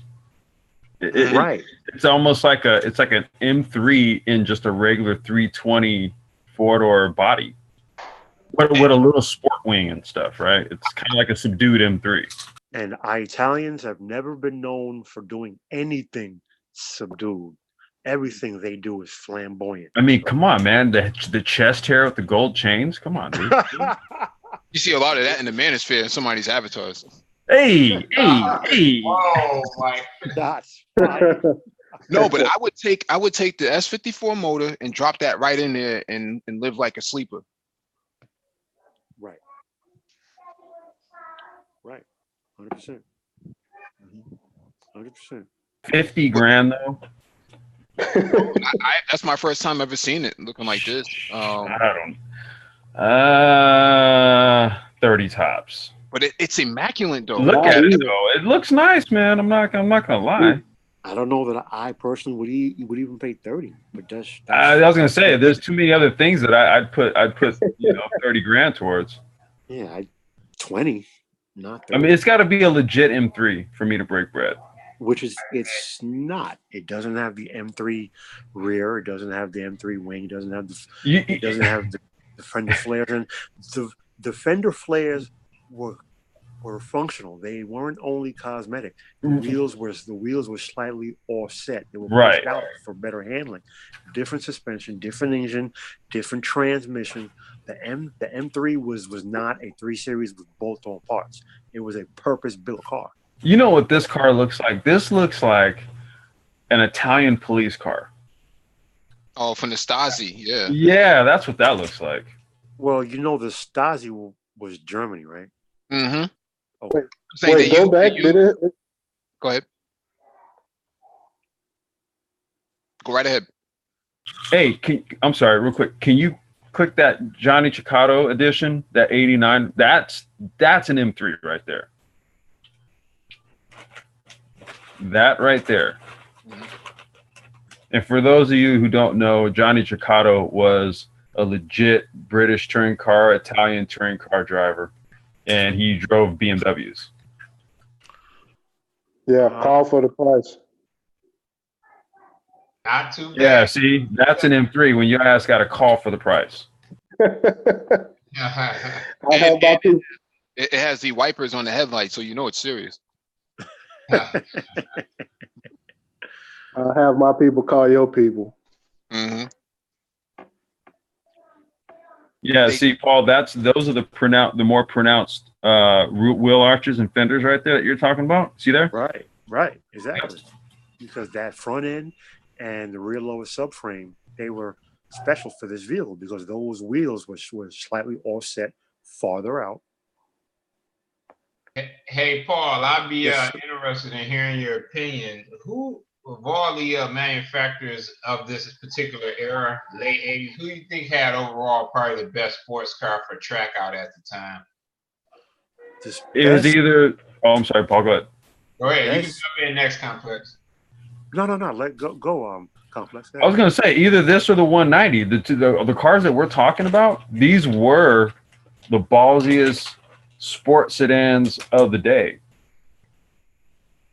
It was the M3, it was the 190.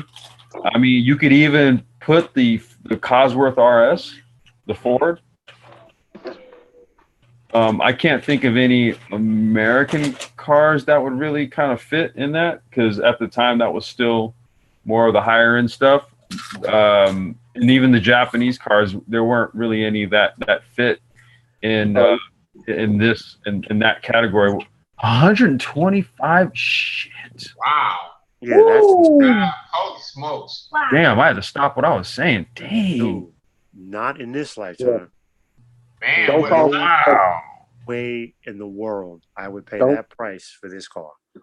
No it's way. got over 100,000. Wow. Hey, when the Well, there was only now, mind you, there was only 500 of these.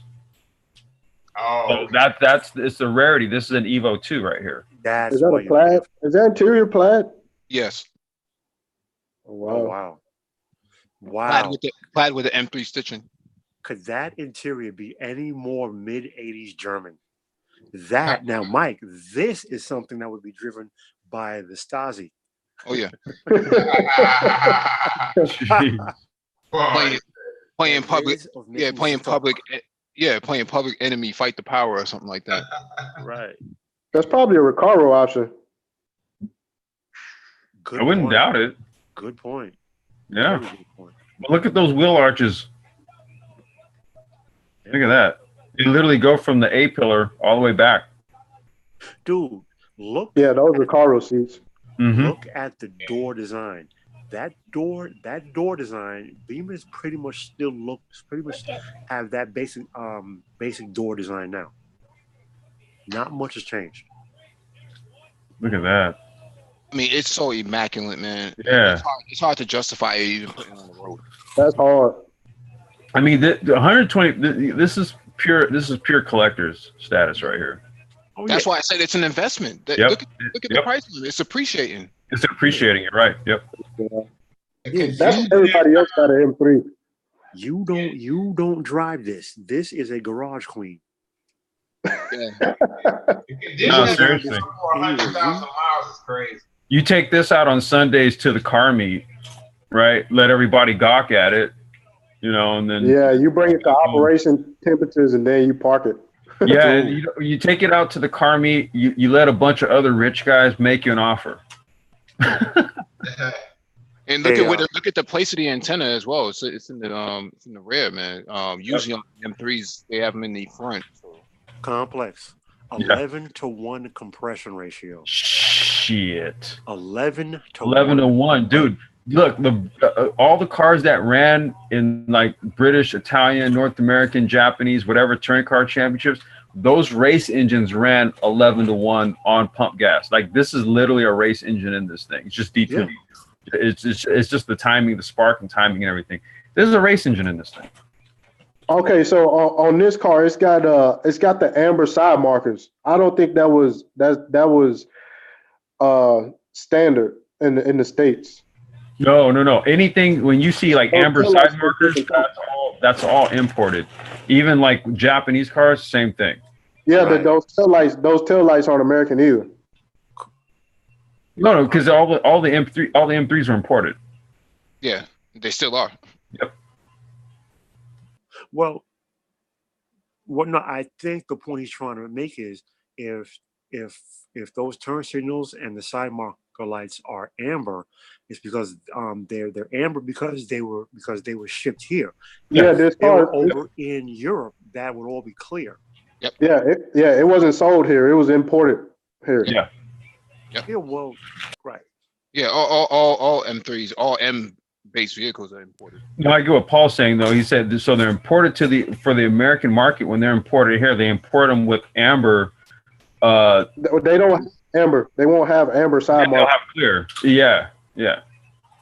They will if they were sold in America. You're right. And If they're clear, they were sold in Europe and then they had the car shipped here.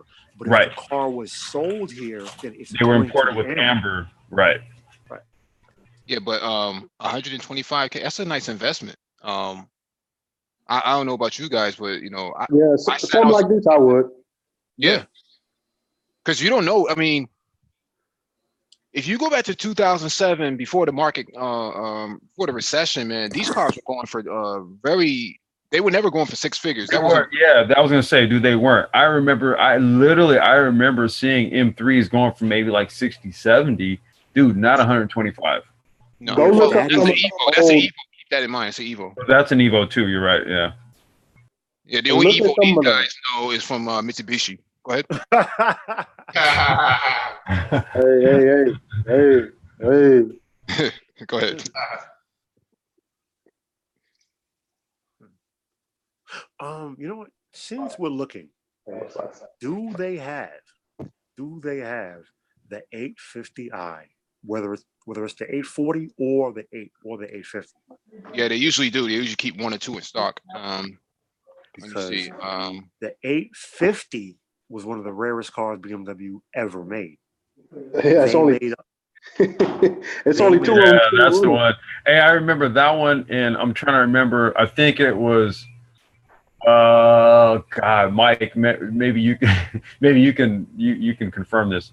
LL Cool J's "Eat Cookies in a Plastic Bag" video. Oh yeah, 850. It was rolling around in the 850i. Yeah. yeah. In the 850, I think when you go 65 miles an hour on a highway, all the windows go up automatically, Now this car, damn. and the This AC car- turns on. this car came with the manual transmission.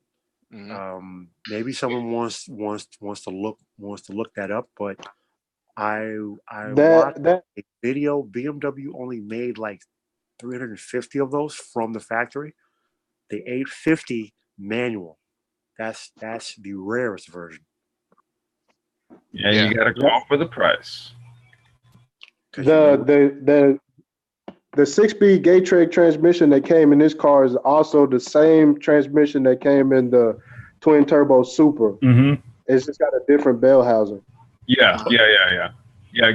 Get Track was shoot. They put trannies in a few of the everybody. 3000 GT VR4 also. yeah, the VR4. Yep. But now you know why BMW and Toyota has such a relationship. BMW Super. Nah, hey, don't do that. Don't do that. Oh boy, here we go.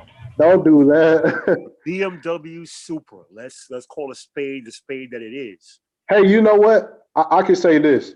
Toyota should have marketed it as a Celica because don't even get me started. Oh, here we go. Right there.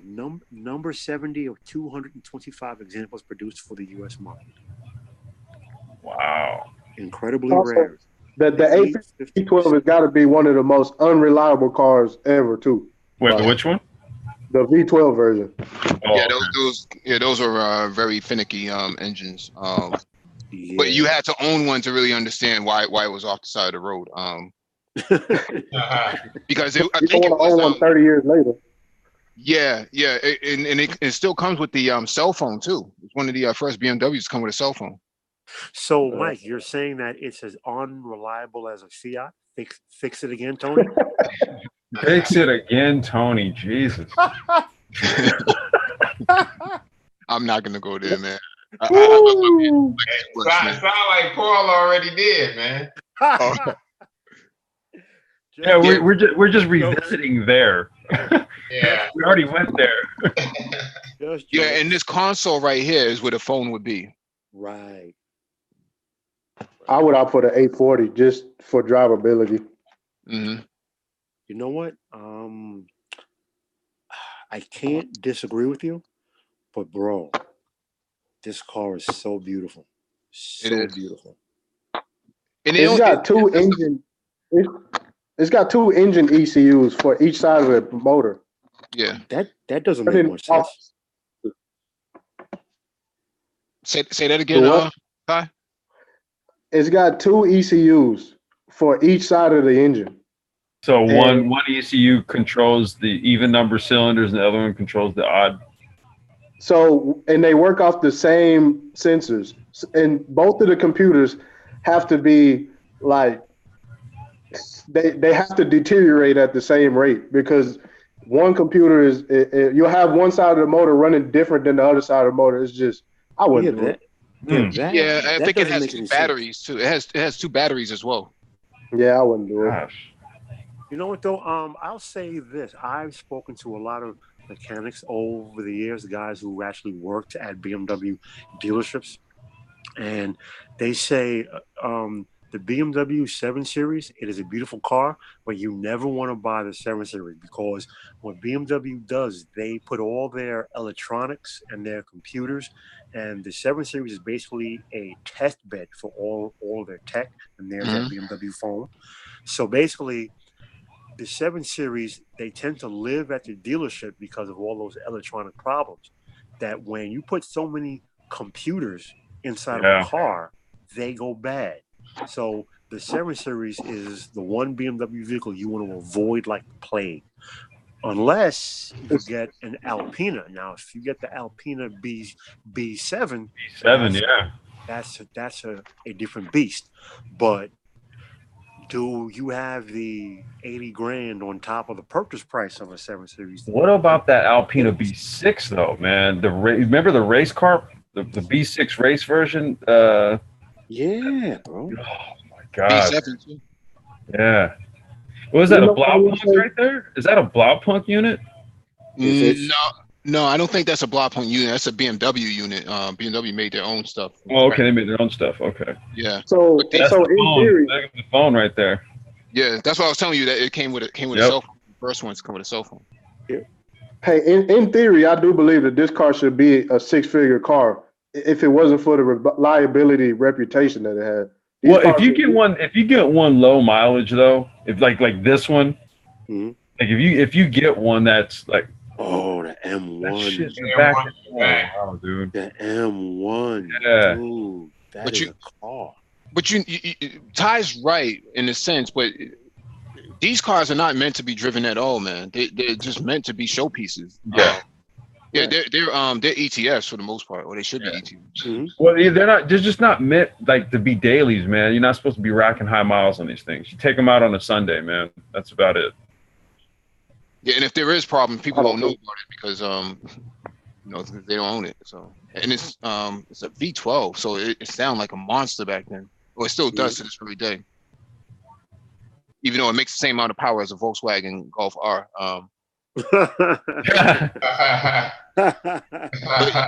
Let's look at the E3Z4. Do you remember the rare? I believe it was called the Zagato, the Zagato Roadster. BMW made it for like one year. It was like a Z3, Z4 plus the BMW 507 from back in the day. It was like a 1 year thing. Anniversary edition? I don't remember. That it? No. That's not it. Damn, 100K. Wow. For this? Well, remember it's a special design. Remember how the doors opened up, man. That was BMW was ahead of its time at the time they built it. Yeah, the problem was I think it was a little too ahead of its time. I don't know if the look of it. Oh, Yeah, I didn't like it then, and I like it even less now. this is you okay. You throw the chips down on this because you're okay. That's what you're talking about right there, Mike. The door. Yeah. Well, see, that's what I'm saying. There's no reason for this car to cost more than the 850. Yeah. Great. It's also one of its kind. It wasn't like let me see, one of only 8,000 E1s produced worldwide. So that's why there's such a commanding price on it. And the guys who the BMW guys who couldn't stand the Miata, this is where they went. True. That's true. That's true. But I'll tell you right now, I'll be damned if you find a Miata from the early '90s that shit runs anywhere over like 20K. No, I mean because in Miata they produce so many of them. Yeah, I was gonna say I know guys that are still picking them things up and building spec Miatas and super Miatas out of them to race them. Yeah, a lot of these online enthusiasts who stick the LS engines in them too. Oversized. No, I'm serious, man. No, he's dead serious. No, I know. They're cramming LS motors into Miatas. Mhm. How I just seen a video with a Hellcat motor. Yeah. Yeah, I seen the LS swap in a 911 Turbo 996 model. Dude, an LS. Somebody needs to get a 50 caliber rifle and just find this guy. Dude, how does an LS motor even fit inside of a Miata?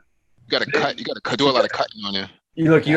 Paul, you asked that question, and the answer is here. Hold my beer. Mhm. Wow, gotcha. No Well, sense. see, You can make an LS. motor, You can make an LS fit in damn near anything, seemingly. well, that's because it's a push rod motor and the heads are not that tall. It's Yeah. got a low clearance. Facts, because it's a push rod motor. Okay, makes sense. Yeah, and if you go dry sump, then that means you've got even more room to stick the motor lower into the chassis, into the tub, because you're removing the oil pan. You can go. Okay. You have an external oil can. And you go dry sump. Can we take a second to look at a 2018 C63 AMG Coupe S, 1,400 miles on it, 70 grand? Yeah, that makes sense. I mean, Yeah. the wheels on owner about 10 grand. True. Yeah. Well, no, I'm not complaining about the price. That Now, color see, shit. Look at that interior. dude, I love that interior. Mm. That's red. This is just a bad picture. Yeah, it's a little It nice. looks nice. It looks nice. Yeah, I want the station wagon version. yeah, the wagons look nice too, man. The wagons have to be special ordered. They don't even keep them on the dealer. Not in this. Not in this country. Trim, No. yeah. In Europe, yes. In America, no. Yeah, not in America. But nobody opts for the performance seats, and the performance seats set the whole thing off, though. Oh, because it sucks to sit in those things a long distance. Especially if you're big. If you're wide, if you're fat, you're out of shape, then yeah, those. But they got Oh, base you models. Squeezing you in the They got back. base models. Oh, you mean if you're American? Basically, yeah, correct. If you are a typical fat American, those side bolsters bother you after a while. Yeah, they largely design the interiors and this stuff for the Germans. Z Germans. Because personally, I prefer the performance seats. I think it's a better looking seat. I like the black piano wood with the pinstripes on it. Oh no, dude, no blasphemy! You gotta go with the carbon fiber. No way, man. What? The carbon Look, fiber. if you have a choice between carbon fiber and something else, you always go carbon fiber, man. Always go carbon fiber. Always go Always. I don't know, man. If it wasn't a Benz, maybe, but it's like, ugh, Yeah, oh my God. but dude, That pinstripe over that black lacquer is hard. Dude, this is a sports car. This is not a regular Benz. This is a sports car. You go with the carbon fiber. If we're talking an E-Class or an S, I'm with you all day. Piano glass, wood, all that. But sports car, carbon fiber, man. Thank I don't know, man. I like that. It works. Yeah, I guess to each his own. Yeah, right.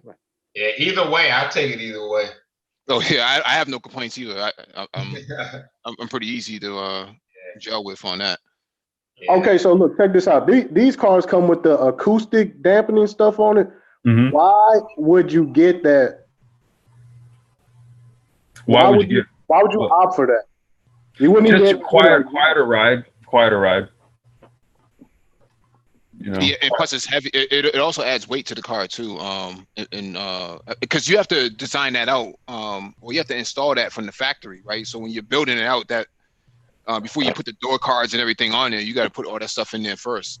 But see, the thing is that if you don't want that, that's the reason why Paul and I are saying go carbon fiber, because if you're not going to do all that, then you may as well go as light as possible. Absolutely. And, yeah. You know, again, to each his own. Yeah, to each his own. But there's a functional reason why you would go carbon fiber. Dude, the sports seats look 10 times better than these seats. These are the comfort seats. So in other words, these are the fat American seats. The comfort seats look 10 times better. Look, they're not bad, but I don't know. If you're gonna buy a sports car, you may as well get it as light as you can. Yeah, I spec'd one out pretty raw, and I took all the comfort stuff out of it. The only upgrades I would have is the carbon brakes and the sports seats. Okay. What's that in the back they got there, Mike? Little accessories that somebody must have purchased when they. Okay. Does that come with the car, or is that just like? No, they probably bought that after the fact, and probably traded their car in, traded D series in for like a E30 M3. Atlanta classic cars. I wonder if Atlanta classic cars. Is that what that says? Yeah. That says Atlanta classic cars. So I wonder, can I go and buy a Ford F-150 with a jacker kit on it, a lift kit from Atlanta classic cars? Wow. Why do you say that? Well, that's what you're gonna drive around if you put your Black Panther suit on. Oh yeah. Oh yeah. Hey, Mike V, while you on that site, any classic Audis from the late '80s, man, like Quattros or whatever? I don't Yeah, think the Quadro coupe. I don't think Enthusiast Auto does Audi. They're really the biggest BMW dealership in the country in terms of Volume. in terms of classic BMWs. Oh, okay. All your performance BMWs, all your M series and stuff like that. That's their bread and Since we're talking BMW, I would just like to give a quick shout out to the only aftermarket tuner that gets full factory support from BMW, that being Dynan Auto. yes. Is Dynan the only one? Dynan is the only one that receives full factory support from BMW. Whenever they update the ECU mapping, they actually send Dynan the new ECU mapping. Right, because he actually does full chips. Right. Because that's right. Because he doesn't have to crack the ECU codes because he Right. gets the full map. He gets them the from them. factory. Yep. Check with your local government. Well, wait, does no, Turner doesn't do it. Turner Motorsport, because they're like one of the bigger BMW tuners and race teams in the US, but yeah, I don't even think that they've got access to that. Like Steve Dynan, he's been doing BMWs, since the late 80s? Since I or would say shit early longer. 80s. Yeah. Early 80s. Yeah. Full factory support from BMW. So also, if you buy a Beamer and you go to Dynan and you have work done, you can take it to your BMW dealer, and the car is still warranty. under warranty. Yep. Full factory support. Wow, Yes, sir. that's nice. That's nice. What about Brabus, man? Does they don't have BMW support or? No, well, Brabus is Mercedes. largely Mercedes, but Yeah, no, they don't have factory support. No. Okay. In fact, the only aftermarket Mercedes tuner that ever received factory support was AMG, and their support was to buy half of the company. If you wanted support, yeah. Which I will say to their credit, so AMG, Hans Werner Alfred sold his remaining shares in the company, so he still owns like 2% or 5%. So they are 95% owned by Mercedes, but Mercedes lets them operate as a separate company. So they now have their own R&D. AMG cars are now AMG designed from the ground up. The C63 from 2008 was the first AMG that was AMG vehicle from the ground up. The SLS and everything else, every AMG car since then has been a from the ground up AMG vehicle, or a Mercedes vehicle that the engine and the entire suspension package is AMG designed at the AMG factory. Man, that Audi, that looks mean right there. I missed out on buying one of these up in Pennsylvania for $1,200 non-running. What? Damn, for 1,200. Yeah, why when didn't you swap out? Why didn't you swap out and put an LS in there? Man, Because I don't think you can match. I don't think you can mate an LS to a four-wheel drive drivetrain. Well, Yeah, I would- they just put LS in everything else. I'm not into tractors. Oh yeah. I hear you. No, dude, this right here, this was like the beastliest Group 5 rally car Ever. Dude, they would go around corners. Hans Stuck would pass people on the outside going around corners. Stable, no body roll, no body lean, under control, pass cars. You look, bro, they would run races like they were 2 gears higher than everyone else. Well, when we move up into the early or mid 90s Audi, like especially the A4s, Mike, if you could bring up a picture of the BTCC Audi A4s that ran. Those things just completely dominated touring cars in the mid 90s.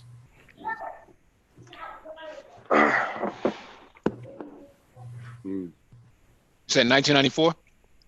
94 Audi A4 BTCC. Quattro. You know what? I still There it is, right there. Yeah. That thing was a monster. Absolute monster. The best BTCC car ever. And it's funny how it's British touring car championship, but it was dominated by a German car. By a German dude, they dominated Italian, French, British, and then they also and then when they did like the world championships, where basically all of the top teams from all of the national championships went and raced. I'm trying to remember where it was, like in Magny-Cours and a few other places. Dude, again, the Audi just spanked. It was Emmanuel Pirro, that's his car right there. Okay. Then it was, I'm not sure if I think Hans Stuck, he drove an Audi. I'm trying to remember who else drove these A4s. That's Joachim Stuck. But yeah, I mean, dude, these things this was the best of the golden era, as they call it, super touring era. This was the beastliest car of all. So much so that in '97 they basically said, look, you guys gotta disable the rear wheels. So in '97 they ran these things front wheel drive. And then after '97, they just said, you know what, we're out of here because, dude, we build these cars as four-wheel drive cars. So if you guys are going to tell us we can only run front-wheel drive, we're out of here. Yeah. Well, you know, this was probably the most highest requested A4 on the market. Yep. People still pay a commanding price for these 1998 and 1999. The A4s, yep. Yeah, A4s. Yeah. So Absolutely. And I think their domination in the British Touring Car Championship is the reason why. These things are just badass watching them on the track. yeah, And there's the 328? yeah, The BMW right there? yeah. BMWs, they were pretty good in all of the touring car series throughout the early and mid '90s too. But damn, man, when the A4s hit the scene, dude, it was over.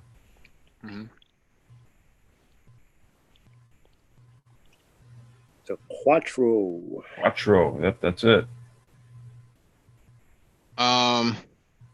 What was your favorite besides the Audi? What was your favorite BTCC car? Oh God, man. Huh.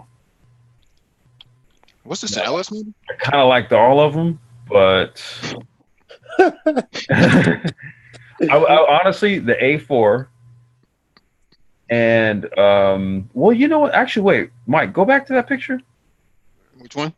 The one you were just on. This one right there, where it shows the engine bay. Ew. What is that? I guess technically you could throw an LS in there, right? Because it's mounted. But you're a fucking asshole. You know that. It's mounted longitudinal, so I guess you could put an LS in there. Him gets no respect on this panel, man. It's a Roger Dangerfield of automobile. Look, the LS motor is too easy. It's too easy. That's a good thing in the car game, though. From a financial standpoint, I guess for the I suppose, man, but you know, when you can pull something out. Oh, wait, hold on. One speed. Wait. 1 speed. Okay. Yeah, you're right, bro. So the Honda Euro Accord, okay, that was a dope touring car. The Honda Euro Accord. And then the Volvo 850 Estate. The station wagon. The station wagon, there it is right there, up in the upper left-hand corner. But honestly, when Volvo came out, okay, actually, to answer your question, Mike, the Volvo S40. When they moved away from the 850 and then they brought the S40 out, and they had Rickard Rydell driving that thing. Oh my God, dude, that 5-cylinder, because Volvo was the only car to run 5 cylinders. Right. Besides Audi. Besides Audi. But man, that 5-cylinder engine that Volvo ran, dude, it had a whole different sound to it. Like, Hey, yeah. Really quick, Mike, can you go back to that last picture, which is just above? Yeah, that one right to your right, the one next to it, just that one. So that is the European and JDM Civic Type R. Yeah, America, but we never got this car. This car to me was a beautiful beast, and it never came here. The current monstrosity of a freaking Pontiac Aztek don't that they're calling the current on Civic that R thing. Oh yeah. needs to Oh burn, yeah. die a horrible Don't death. get me Oh started yeah. on Hondas and what the hell that they've done to their. I don't know. Dude, I think their design department got kidnapped, all of them, and a whole bunch of imposters that had identical. You know, they like cloned the design department, and a bunch of like clones came in and then started creating these monstrosities that Honda has now. Dude, Not only monstrosities, but monstrosities nobody wanted or asked for. Yeah, there it is right there. That's the S40 right there, Volvo. I like that car. Oh, Yeah. you know what? I actually had an S60R. Oh, did you? Yeah, with the space bar shifter, man. That was my daily driver for like at least 2-3 years. Stop the presses. I'm sorry, Ty City. Stop the presses. My third favorite is the Mondeo with Nigel Mansell in it. I was just about to bring up Nigel Mansell. Who was your favorite? That's my favorite driver. That's damn near like my favorite driver of all time, Nigel Mansell. Do any of you think that Lewis Hamilton would dominate BTCC? Hell yeah. Absolutely. Why not? Yeah. I Yeah. absolutely think so. And You know honestly, what? if you ask me, so that's the S40 with Rydell in it. But if you ask me, I think his next stop, if DTM is still around when he finishes, his next stop is going to be like DTM because he's done a lot of DTM testing. Was that Colin McRae? I saw two pictures back. Yes. Yes. Yeah. Oh, okay. No, wait. Sorry. Right here. Yep. Mm-hmm. Colin McRae. Yeah, shame he died. Yeah. Yeah, the video game too, if I remember correctly. You know what? I think you might be right about that, Mike. Mhm. On the PlayStation. Yeah. Colin McRae, the World Rally. See, Rally. Mike, can you click that black one? The picture of the black S40 right there? Yeah. Okay. If you go on YouTube, there's actually a clip of this one right here, this S40 testing. And I'm trying to remember where it was testing at. But holy shit, this is when I fell in love with this car right here.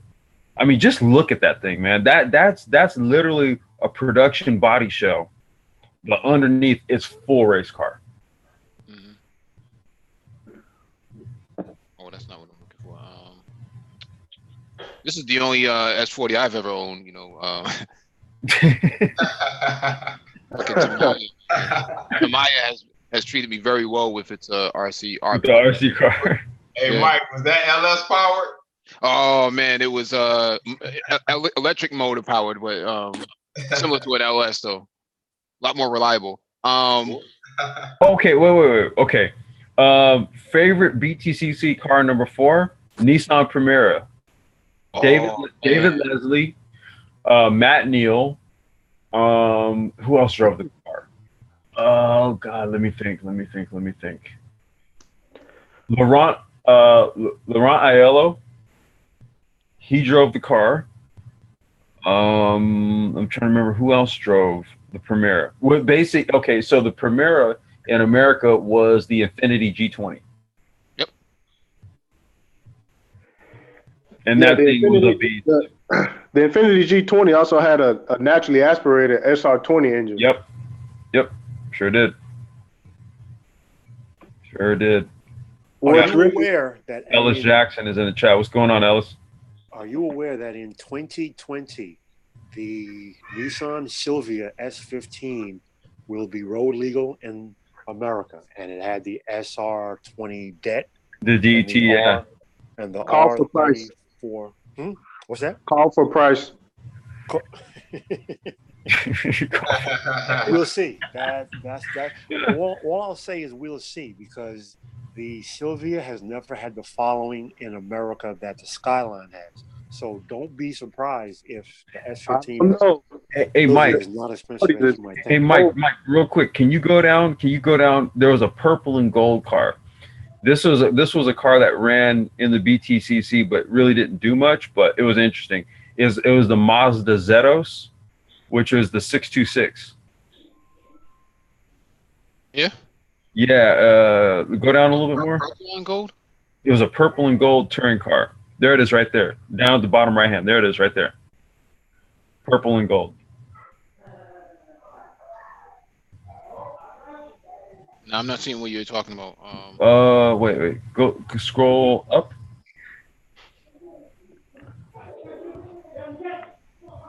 Yeah, scroll up a little bit more.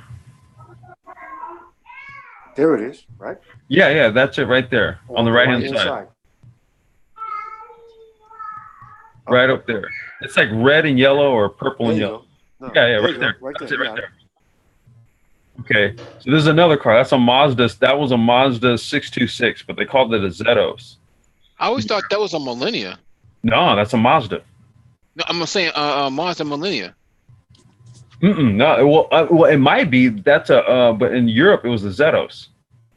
Well, didn't the Millennia become the 626? Yeah, I think, or yeah, whichever one it was in Europe, around? that was called the Zetos.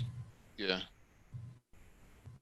But it didn't do anything, man. Mazda was getting its ass handed to him in the BTCC. Mm-hmm. Yeah, I think Ford had a lot to do with a lot of the development that was going on around that time too. Yeah.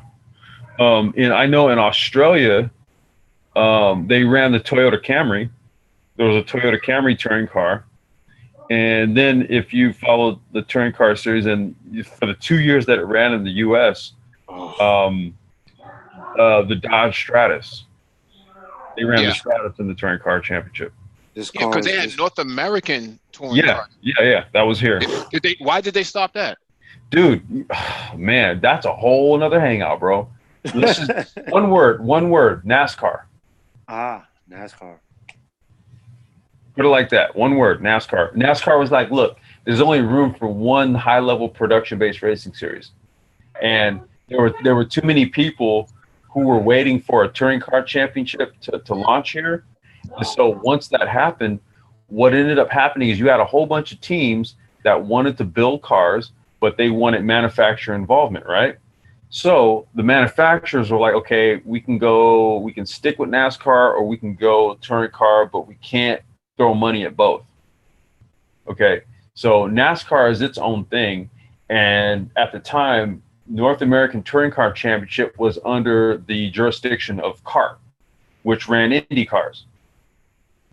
And, that was basically what it was, right? NASCAR was just like, they went to the manufacturers. They were like, look, you guys are not going to put money into that shit.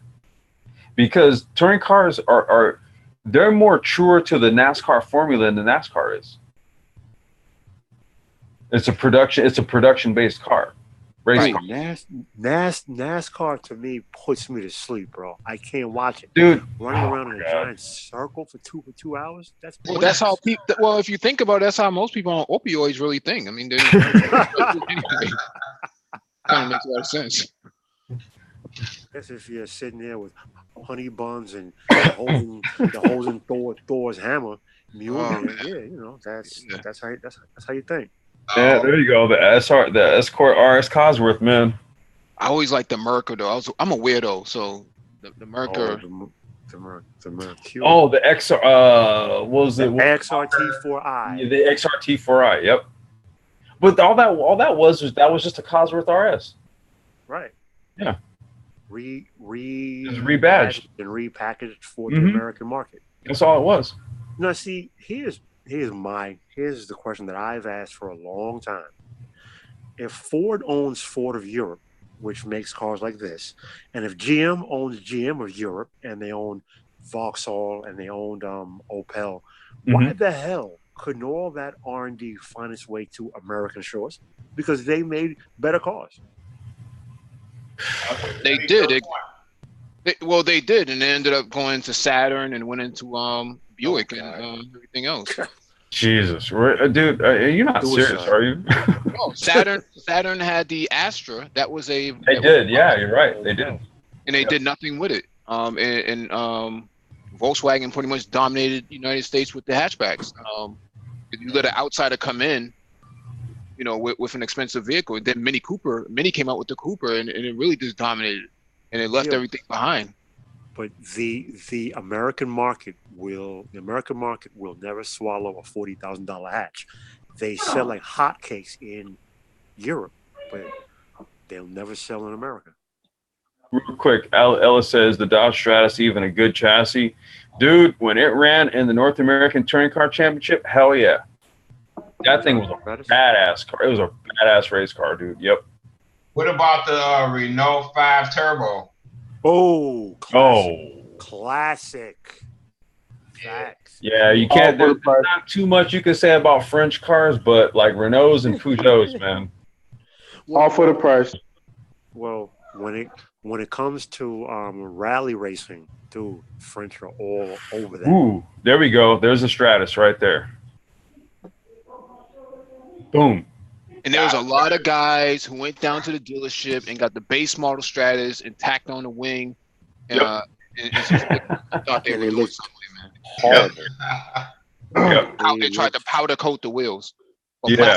Plastic. No, the Stratus was, dude, I swear to God, man, I don't know what Dodge was thinking. Why not?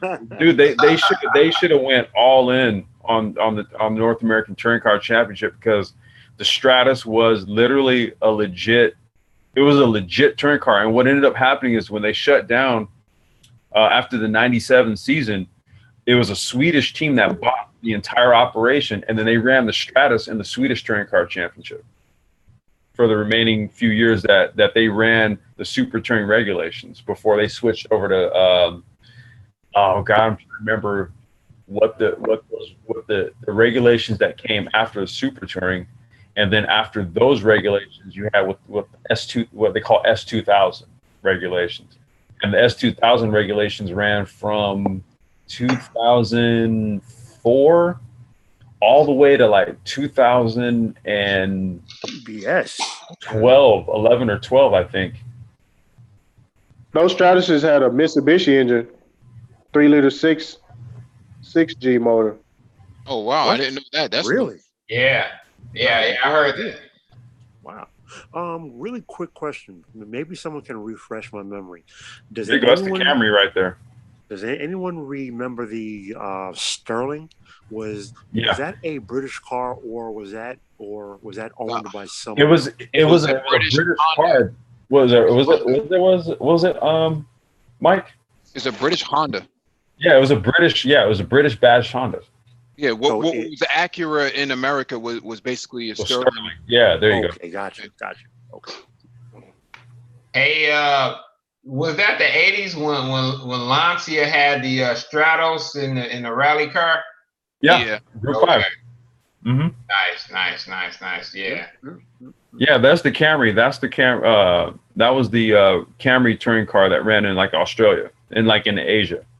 Mm. You can't even find. I mean, I've been trying to find a 2-door for so long, man, and hard to find those things, man. You swap out the manual, because all of them came in automatic. They all came in automatic. Now here's something.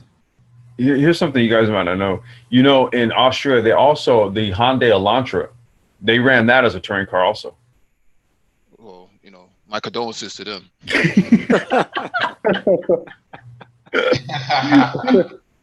Well, you know what? I mean, it's served as some good pedigree, because nowadays, look, there's a Veloster right there. But shoot, I was just watching free practice and qualifying. Paul, they're running TCR Europe is running Oschersleben this weekend. Dude, look at this thing. This thing is beautiful. Oh my God, dude! This thing is beautiful. Look at this monstrosity that Honda has out now. Oh my God. Well, in 10 years from now, this will be available for import. I think 2025. You're right. 25 years. Oh man, the Alfa Romeo, man. Oh, the Giulietta. Yeah, they run the Giulietta in WTCR right now.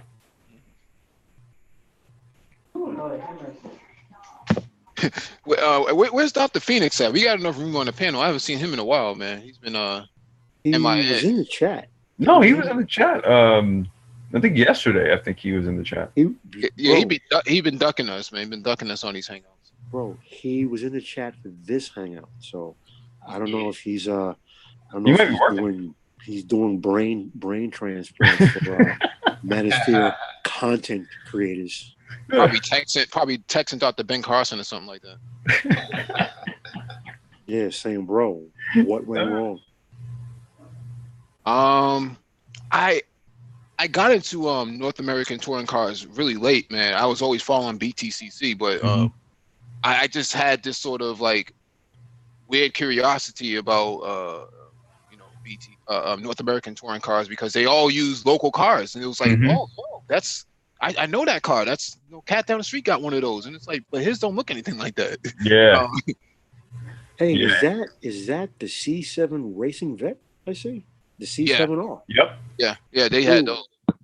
The C7R and the C6R on track are beasts. Oh God, absolute beasts. Hey, dude, this is why when we did that C8 hangout, I was like, look, man, I don't take nothing away from Chevy when it comes to the Corvettes that they raced. Those C6s and them C7s were beasts. Beasts. Yeah, but anything prior to that, they didn't do as well. No. It started with the C6. Right. But if you look at the way they were driving around the track, man, they needed a lot of scrub just to get around, man, because that tail end would just be happy and go the opposite way. So it took a lot of traction, and they swapped out tires. I would say twice as often. Well, the thing about this car was it was front heavy. You can just look at it. Look at it.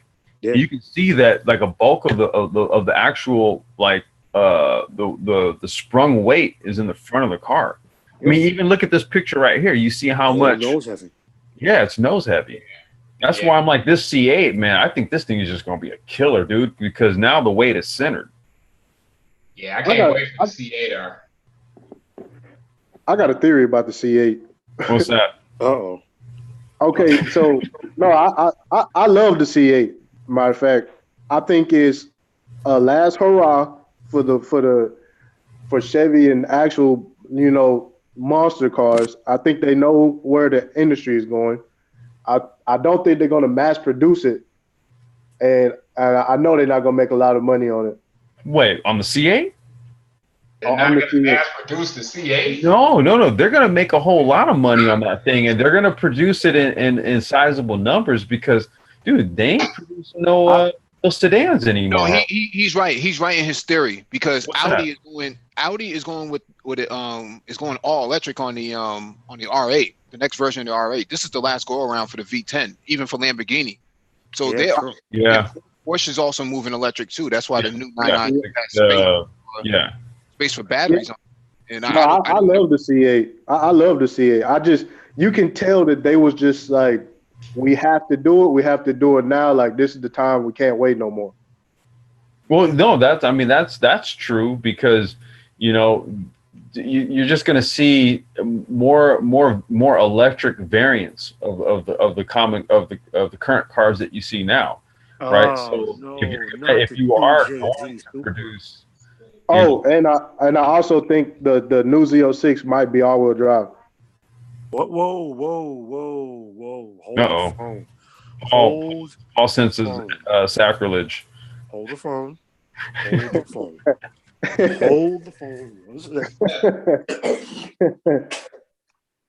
1 second.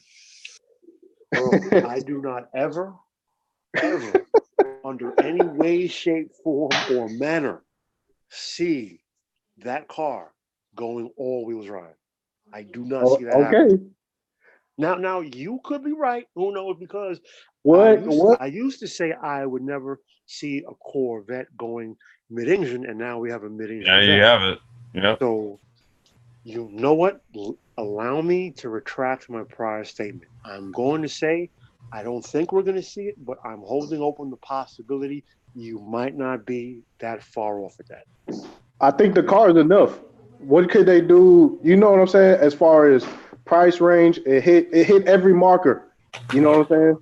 Mm-hmm. Go ahead. No, I was gonna say the current car with the Z51 package, man, like the numbers they have shown so good. It's like how much faster can the Z06 be in a straight line? All-wheel drive would make a lot of sense. Handling. Yeah. All about the handling. But Yeah. I say that now everyone is hung up on it's under 60, it's under 60. You mark my words, not a single one of the C8s are going to leave a dealership for under 80 grand. Not one. And I don't mean as far as standpoint from the dealer markup. People are going to be putting so many options on the car that realistically, I don't see C8s going for, say, under 80 to 85 grand. I mean, it seemed to be fairly. I looked at the bulletin book. I can post it in the chat. Somebody sent a PDF to me. It seems to be really well optioned in base form. I mean, the Z51 package of the current C7. You gotta have the Z51 package. Yeah, you gotta have that. It was $5 grand for the C7. So if they up that to like say $7 grand or whatever, it seems to come with a lot of stuff. I'm thinking after tax, you're probably looking at close to 70 or something. But beyond that, I mean, okay. Yeah. We'll see though. We'll see. Okay, that's a Ford Escort in the China Touring Car Championship right there, and behind that, that's actually a Kia Forte. That's a Kia's touring car entry. Now, Complex, what do you think the cost is to get into touring car racing? Are we talking about like as far as a turnkey touring car if we were to buy one? Mm-hmm. If you were to build one. Oh, well, let's see. Building one, if we're doing it ourselves, man, we're just really looking at like purchasing the components, right? If we're putting in the actual work to build it, maybe 50K, 60K if we're building it. If we're buying it, throw about 80K to 100K on top of that. Which would basically be your current TCR car. Like if we were to buy like a full-blown TCR race car, we're paying maybe like about 130 for it right now. But now, what can I reasonably expect to pay for tires per race? Well, you're buying in volume, so you're not even paying a retail price. Right, true, but I'm still guessing I'm gonna have to buy like what, 8, 10, 12 sets of tires per race? No. Well, see, the thing is with TCR, they mandate you can only run one new set of tires, but you also have to run tires from the previous race meeting. Right? See, so what that does is these are all regulations to keep the cost down. Okay. Right? Like you can't just pull out a new set of tires like for like qualifying, and then you run another new set of tires for like race 1, and then you run another set for race 2 and another set for race 3, right? So what you'll do is from the previous race meeting, you'll probably run all the practice sessions, and then you'll take a new set, and then you'll run qualifying, race 1, race 2, or you'll run qualifying on an older set, and then you'll run race 1, race 2, race 3, and then at the next race meeting, you'll take those tires and then you'll run all the practice sessions, and then you'll pull out a new set to run qualifying race 1, race 2, race 3, right? So with each race meeting, you're only going to run one set of new tires. But even with that, at that race meeting, you're not going to run it for the full meeting. You're only going to run it for just the actual heat races. For practice and qualifying, you'll probably run like your old set, like the set from that you ran at the previous meeting. And what that does, it keeps the cost down. So now I'm assuming I'm gonna have to have one dry set. Well, you said two dry sets, which are gonna be slicks. I'm assuming one set of full wets and one set of intermediates. They don't even run intermediates. They don't. So it's only full wets and slicks. Yeah. Not only do you not run intermediates, you don't even run tire warmers. Really? dude, they're the whole aim of touring car racing is to make it as competitive as possible and as cheap as possible. Okay, gotcha. Yeah. And like the TCR formula, I think when you look at all of the different class regulations that they've run up until this point, they've nailed it with this rule set. Marcello Lotti, that's the dude who created.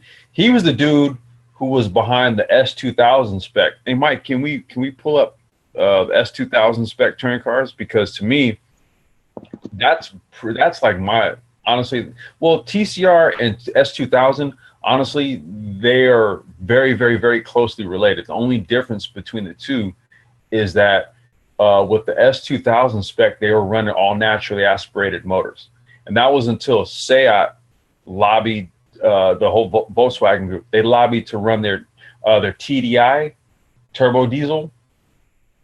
Okay, when they brought those motors into the mix, that's when the Seats they had an inherent advantage because they just had a lot of low end grunt because of the diesel turbo.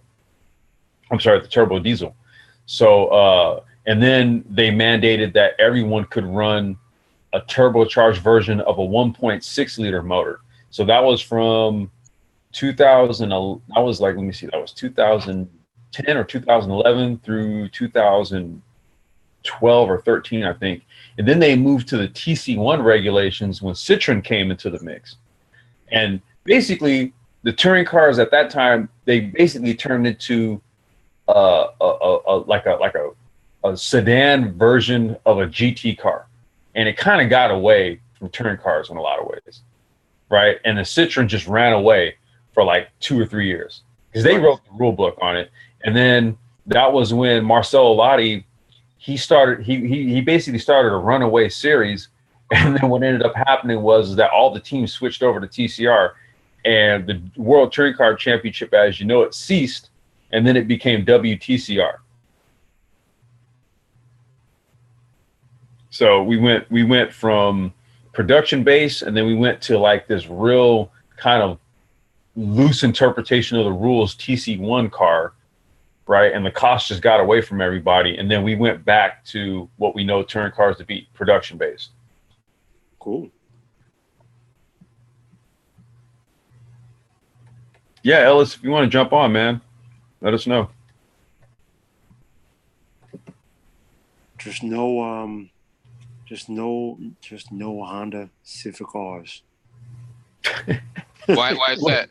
Well, they ran Jokes. Honda. Yeah, it's jokes, but honestly, man, you know, Paul, what you got to do is look up like the Nordschleife for the WTCC races from like 2015 and 2016.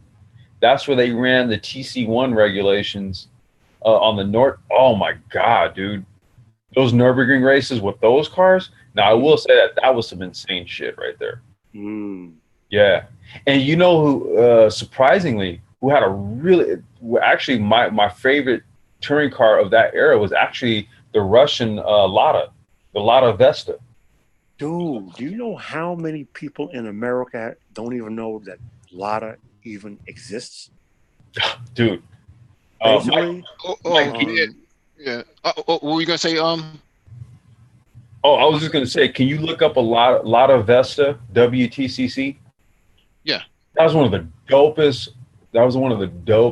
Look, and the car was dope. The problem with the Vesta was its weak link was the suspension or the wishbone or the A-arm suspension. Dude, if you just as much as tapped it, that the wheels would just, they would totally, it wasn't just a lot of, the Seats were like that too. For whatever reason, man, if you just so much as got a little bit of contact, man, the wishbones were gone. But that's the Lada Vesta right there. yes, sir. Oh wow, that's Yeah. pretty fancy, man. Dude, I love that car right there, man. American Yeah, I mean the people- Russian. Yeah. Go ahead. No, my God. No, I was just gonna say the Russians are able to do a lot more than Stoico vodka. You know, putting other things out there. Yeah, hell yeah. Yeah, that's the Vesta right there, man. That thing was a beautiful race car. It is, man. It is. Yeah, I just want to get to some of these articles real quick. Stuff that's been pending for a while. Okay.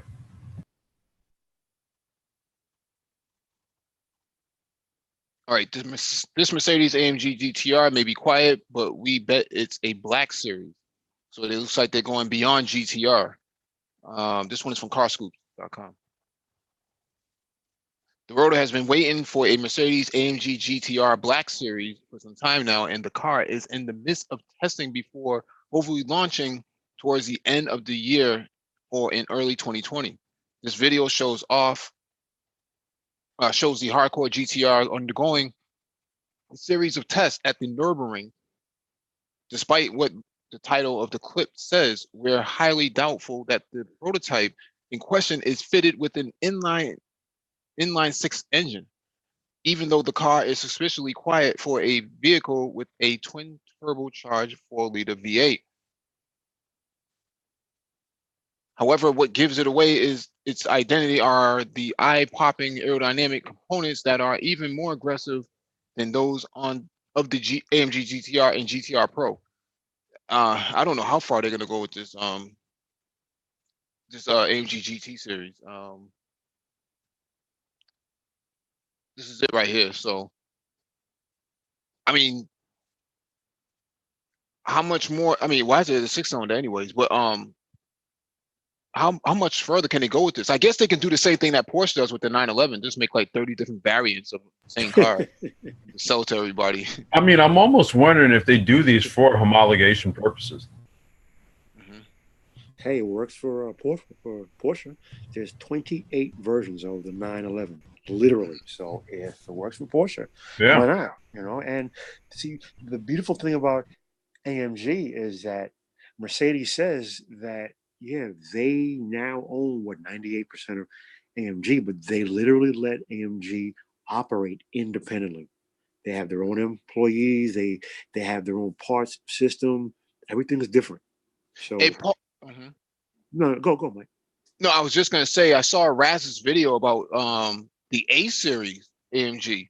And AMG actually builds the engine up. It's a 4-cylinder, so they're moving all the way down to the Really?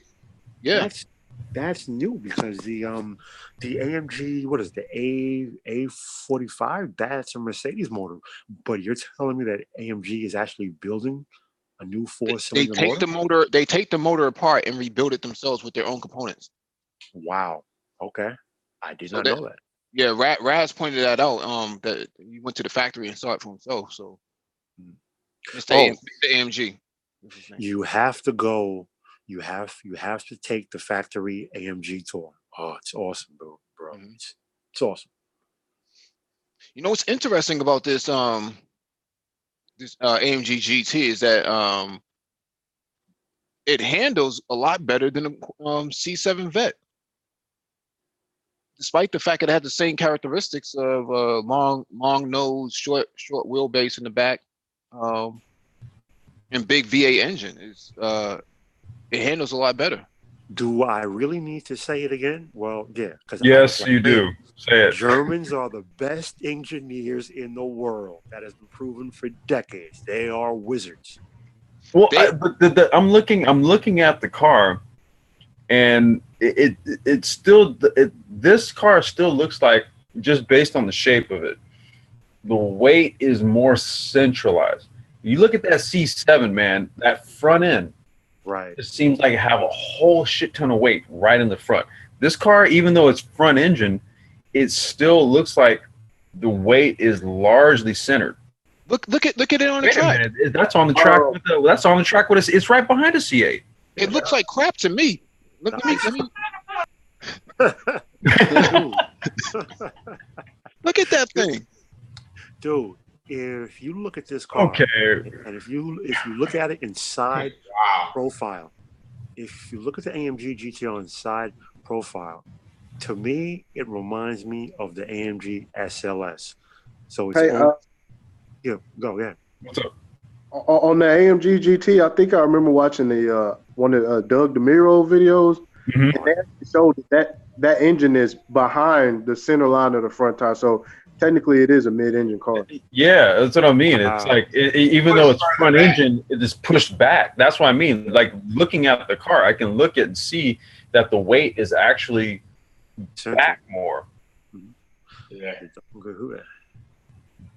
Yeah. That's actually still considered mid-engine, huh?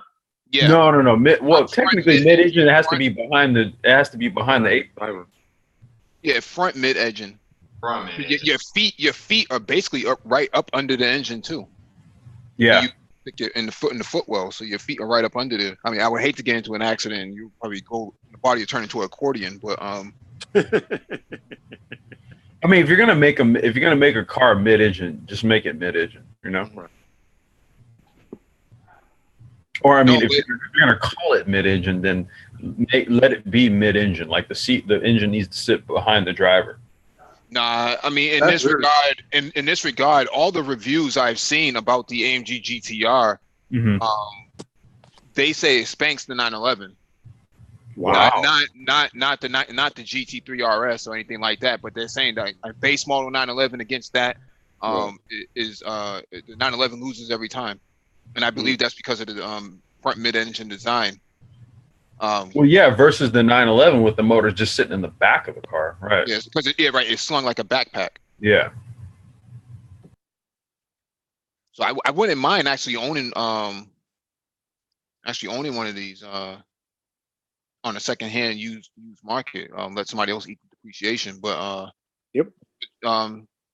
Japlanik right here at $66,000 is the 2010 Audi R8 4.2 supercar, a super good deal. Yes, sir. Yep. Yes, sir. Every day, all day. The page is frozen. You don't have to ask me twice if I buy it for $66K. Absolutely. Underneath today's nice price or crack pipe R8 lies a Lamborghini Gallardo upon which a thin veneer of German temperance has been laid over the underlying Italian bravado.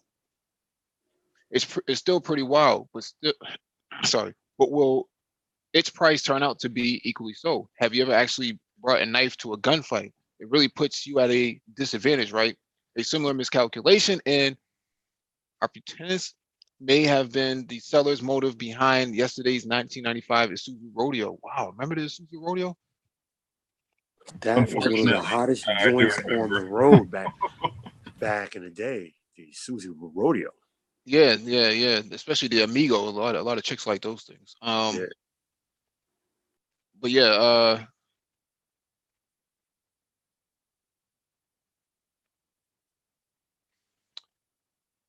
I don't know, man. That it's hard to justify $66,000 for the Audi R8 when the Corvette is already coming out with a C8 at 60 grand. I mean, how do you square the circle on that?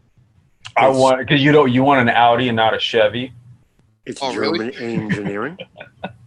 Because it's German engineering. It's not a GM, so it's not going to eat the fuel pump or the fuel sending unit or the starter motor or the alternator or the dash unit like every GM does. It's German engineering, you know. Even the Lamborghini motor, that's still German engineering because it's but I think the Lamborghini motor is a V10 and not the V8. Yeah, it's the V10. Yeah, I think the V8 is what you find in the S4. Yep. Gated shifter? No, the S4 is a V6, bro. No, the S4. Yeah, you're right. I'm saying of that time. Of that time, it was a V8 back in 2010, right? You know what? You might be right about that. Yeah, my turbo V8. Dude, and look at the interior. And this is 2010, and this looks proper shift. Thank you. This interior looks somewhat dated compared to what's out now, but it still looks better than. I don't give a shit, man. If I want an R8, let me get an R8. Yeah, it's an R8. It's an R8. It's an R8, man. I don't care. You can go to Nick and get a supercharger for it too. What's the VF Engineering, Nick's VF Engineering. They make a supercharger. Supercharger. Yeah. That gets it to like 500 plus horsepower. Mm-hmm.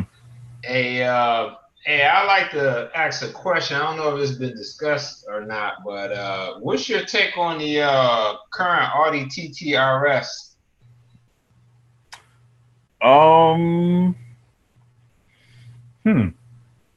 I mean, I like the TT. I mean, as a matter of fact, I used to follow I don't know if they're still doing it, but they used to run a one make series with the TT.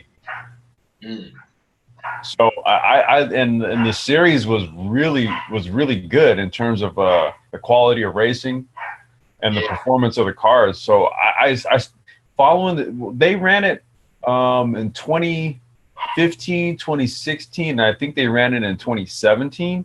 And as a matter of fact, they tried to homologate that car for the current TCR regs.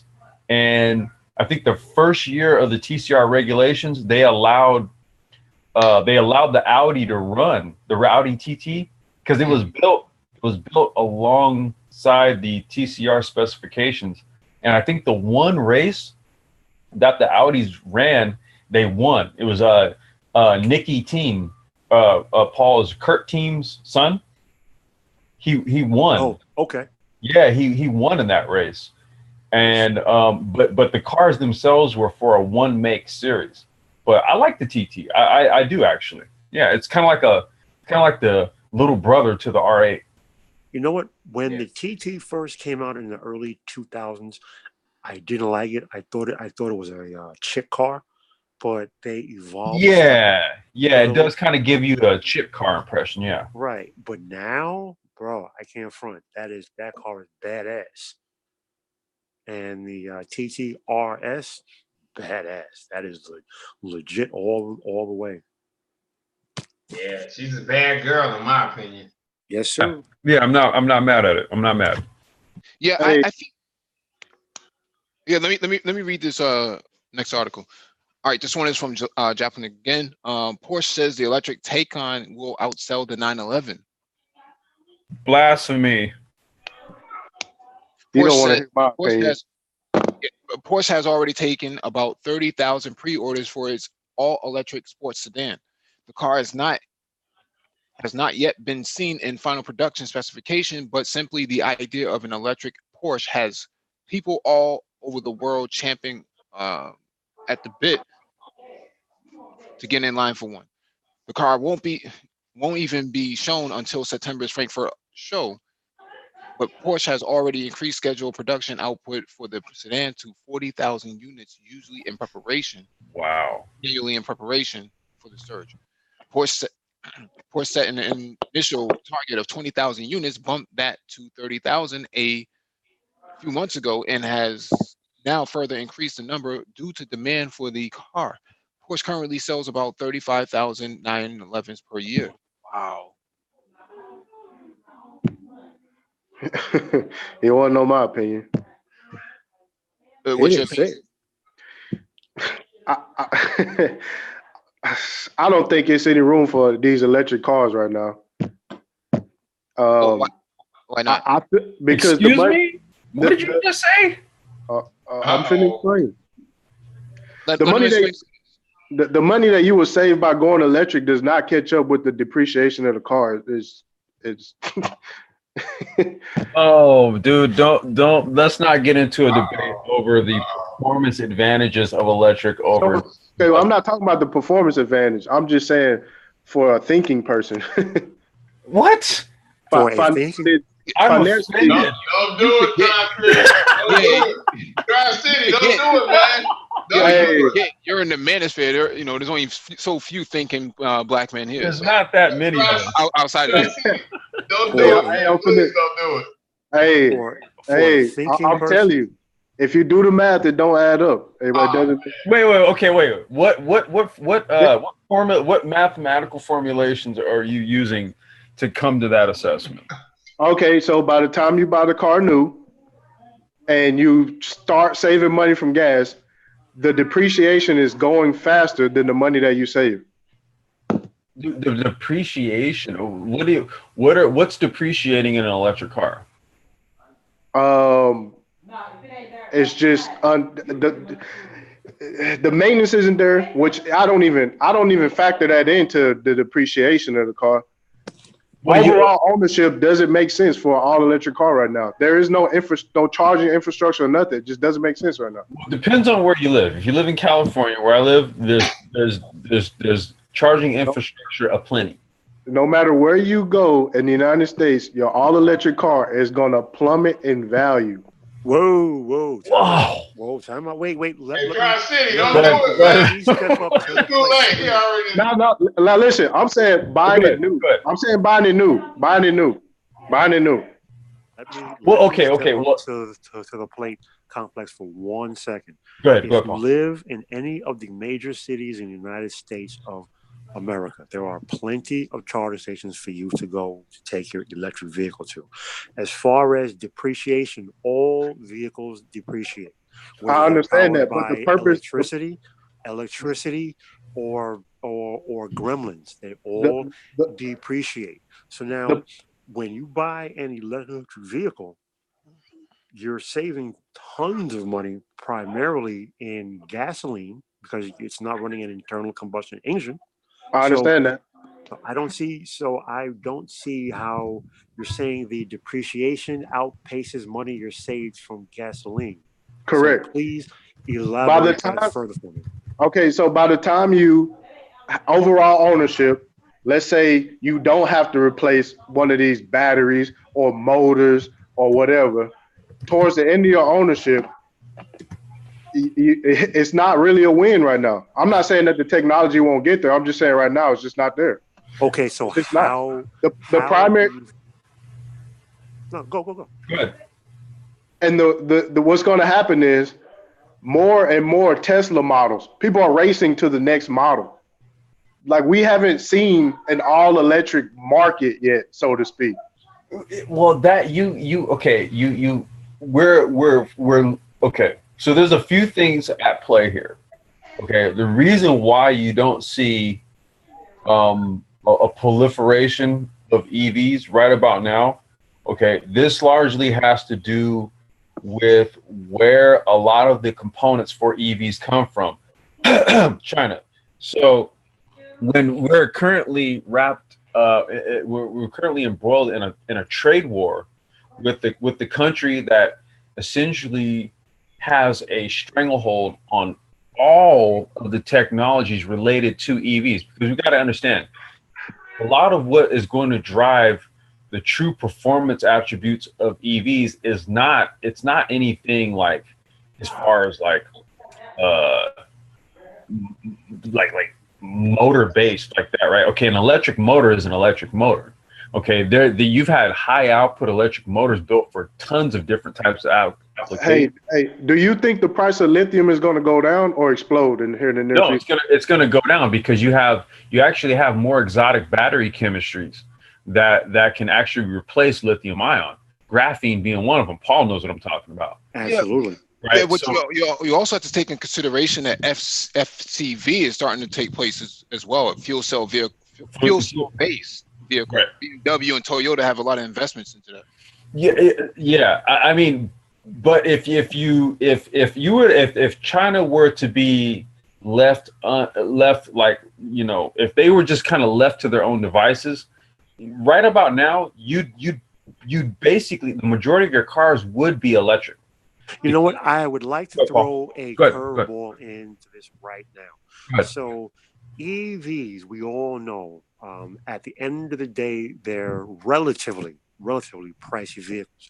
So Tesla threw the first monkey wrench into the works when they announced that they were coming out with a sub $40,000 EV.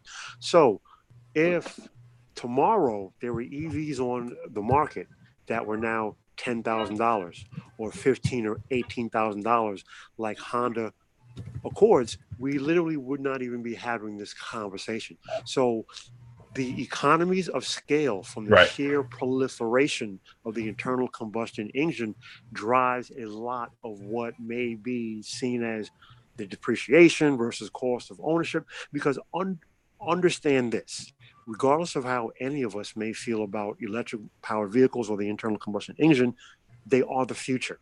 Okay, automotive technology has not progressed at the same rate of every other aspect of human tech. We literally should not even be having this conversation right now. We literally should have been driving all electric vehicles years 50 ago. to 60 years ago. Literally 50 to 60 years ago, had automotive tech advanced at the same rate. With all of that said, we're 50 to 60 years behind the curve.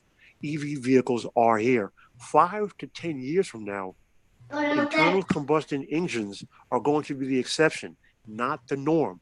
I'm not happy about that. I don't like that. I'll be honest with you, but that's what it is.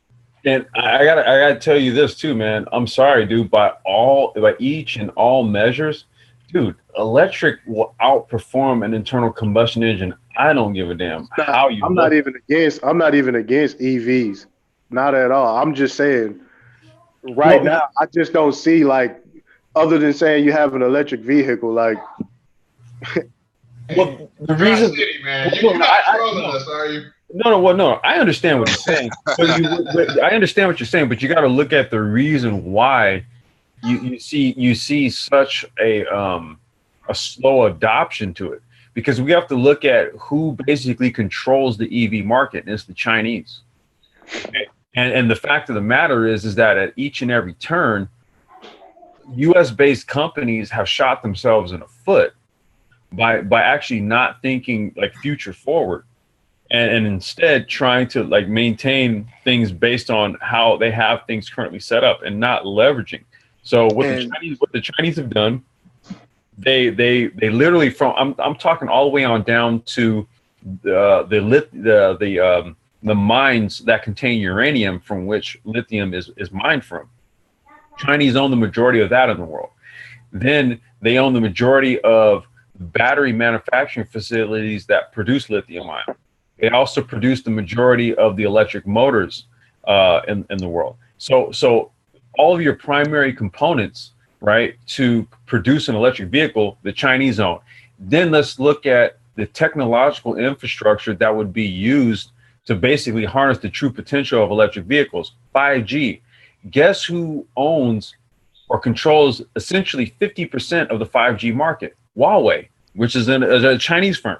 You see, so there's a reason why you don't see more of a commonplace application of electric vehicles. It's because and also, yeah, go ahead, Paul. The internal combustion engine, or rather, electric vehicles are a torpedo at the battleship that is the oil and gas industry on this planet. And oil and gas companies dominate the world. The largest corporations on this planet are the oil and gas companies.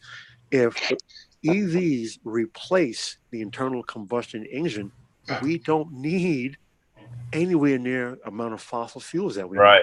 So now that's hundreds of billions of dollars gone. And we're already sitting on surpluses.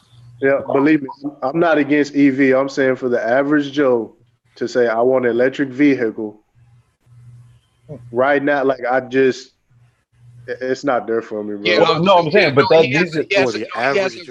he has a very good point. No, he does. Until electric vehicles break the 400-mile range in terms of a charge, it's not really worth it at this point. But but Mike, that also these are okay, but those are also mandates, right? That mileage is actually capped. Just like even now with gas vehicles, dude, you have cars that can easily get 60 miles, 70 miles a gallon on gas. But guess what? The automotive industry, well, actually not the automotive industry, the oil industry says no. Because what happens if you're able to stretch a gallon of gas to 60 miles as opposed to say like 25, 30, 35, okay? You're actually, okay, you'd be doubling your efficiency on fuel. That means that's less gas that you'd be consuming. Why do you think Tucker Automobile was literally? Oh man, there you go. There you go, right there. In the 1950s, he invented an engine that back then could get 40 to 50 miles per gallon of gas. They ran him out of business. There was a movie. Was it Jeff Bridges? Tucker and His Dream. Tucker and His Dream. Check that movie out. Yeah. I think they found a way to plumb the fumes and actually use the fumes as combustion. Yep. Yeah, his grandsons, I should say, are the ones maintaining those the collection of those vehicles, and they have a YouTube channel too. If you look them up. Oh, word. Yeah. Oh, Yeah. okay. Yeah. Yeah, Let me. I mean, if anybody could do the EV, we all know Porsche can do the EV. Well, they're years behind. They're years behind Tesla at this point. Tesla's been in the game for at least 5 or 6 years, pushing vehicles out. They're playing catch up with Tesla. So yeah. I mean, as far as production, but we know, the 917. The 918. Yeah, the 918. I'm sorry, excuse me. No, but that's a hybrid. So a hybrid is not a EV. No. A hybrid is not just slapping on one or two traction motors to a internal combustion engine, or the reverse of it. No, I understand, but I mean, as far as anybody being able to compete, I think it'll probably come from Porsche. Wait, say that again. If anybody could compete in the EV market, I think it would be Porsche. Oh, I'm gonna tell you right now, man. If you were to let all the Chinese firms import their vehicles, like companies like Titan, Neo, there's a couple others. Yeah. Yeah. Good luck. Everybody else is behind the curve. Like what Mike said, Tesla is the only company, U.S.-based company right now, and everybody's still trying to catch up to them. And honestly, Tesla is not quite where a lot of Chinese firms are. Yeah, I mean, right now, Tesla has made the market a luxury. Actually, you know what I'm saying? I think Porsche could come in and just be more of a luxury than Tesla. Yeah, but see, the Model 3, with them releasing the Model 3, okay, so now you're talking about literally like the first, I would say, legit mass-produced, purely electric platform, right? Tesla. Yeah, but Porsche makes luxury vehicles for under 30 grand. Now you have the Nissan. They came out with the was it the Leaf, right? But I'm saying that's a traditional automotive manufacturer making an electric car. GM did the Volt, and they killed that. They killed the Volt. Ford killed the electric Focus, right? See, so the American entries, they've already deaded their electric cars. You have the Nissan Leaf, but Tesla is the only true legit electric car company that has brought out a car at under 30K that is supposed to be like a legit competitor in the automotive market. And I think if you look up the sales numbers, the Model 3 is the third ranking selling sedan in the United States. Bro, Porsche will never. Mike? Hey, Mike, I'm sorry, Complex. Do you think Tesla will make it in the long run, man? I know they've been kind of up and down. Yeah, I mean they'll ultimately get bought out, or somebody's going to buy, or some other manufacturer is going to buy a stake in them. I would say that, and just note this. I would say that there's going to be considerable Chinese investment at some point. See, right now these tariffs are there's going to be a new round of tariffs that Trump is levying on the Chinese as of September 1st. Right, it's going to be a 10% tariff increase, basically on anything made in China. Yeah. Their whole purpose is to create patents and license them out. They want to be the IBM of electric vehicles. Right. IBM makes a lot of patents and then puts it out on the market, and then you have to buy into it. Right, but that's the reason. But Mike, that's the reason why the Chinese allowed Tesla to right outside of Shanghai. So there's going to be a Tesla a gigafactory that's going to be getting built out there, and you know what the deal is? Tesla gets the majority of their revenues. Okay. Because Tesla makes their patents. You can go online right now and get access to their patents and develop some shit off of their patents free of charge. It's open source. Yeah. So Tesla gave that to the Chinese. The Chinese said, all right, you know what? You can take the majority of your revenues. Hey, I know they got the Gigafactory out there in Vegas right now, right? Oh, it's in Reno. Reno. Reno. Yeah. I've been watching a lot of interviews with Bob Lutz. He seems insistent that Tesla doesn't have anything. Dude, that dude, I don't know what his deal is, dude. He keeps trying to short Tesla, dude. He keeps getting his ass handed to him every time he tries it. He has to say something. He has to say, man. What's that, Mike? No, he has to say something in order to, throw a monkey wrench into the shaft. So yeah, let me get to this electric. Oh, go ahead. Man. Yeah, this one is from Electric. Tesla Sentry mode captures vandalism of Model 3. Police trying to identify the suspect. Looks like one of these manosphere trolls. Tesla Sentry mode has captured another instance of vandalism on a Tesla vehicle, and the police are trying to identify the suspect. Building on its previously released dash cam feature, Tesla enabled the use of more cameras around the vehicle and activated a standby parking mode. The feature became Sentry mode, which also includes an alarm and notification system to deter thieves even more efficiently, creating a system to watch over Tesla vehicles when their owners are not around. It was first developed to address a growing problem with break-ins that Tesla owners were dealing with, especially in California, complex design, but it is now proven useful in other situations. Several Tesla owners have captured instances of vandalism on their cars with this feature. Earlier this year, a Tesla owner posted a video of two men keying his car for no apparent reason, and the men turned themselves in after the video went viral. He's an EV hater. That's why he did it. Yeah, it could be Tie City. Now, John, Is that you? Now, John Ho, a Tesla Model 3 owner in Massachusetts, is in a similar situation. He came out of Target at South Bay Center in Dorchester, Mass. This is where I live. Last Thursday, to find his car having been keyed on the passenger side. Let's play the video. And it had to be a brother. I don't think he's a brother. Might be he might be CV. CV. What's CV? Capo Verde, Cape Verdean. Cape Verde, which is off the coast of Africa. Okay. All right. Yeah, well, they don't consider themselves black here for whatever. They sure don't. Well, whatever. He's Cape Verdean. I guess they're known for keying cars.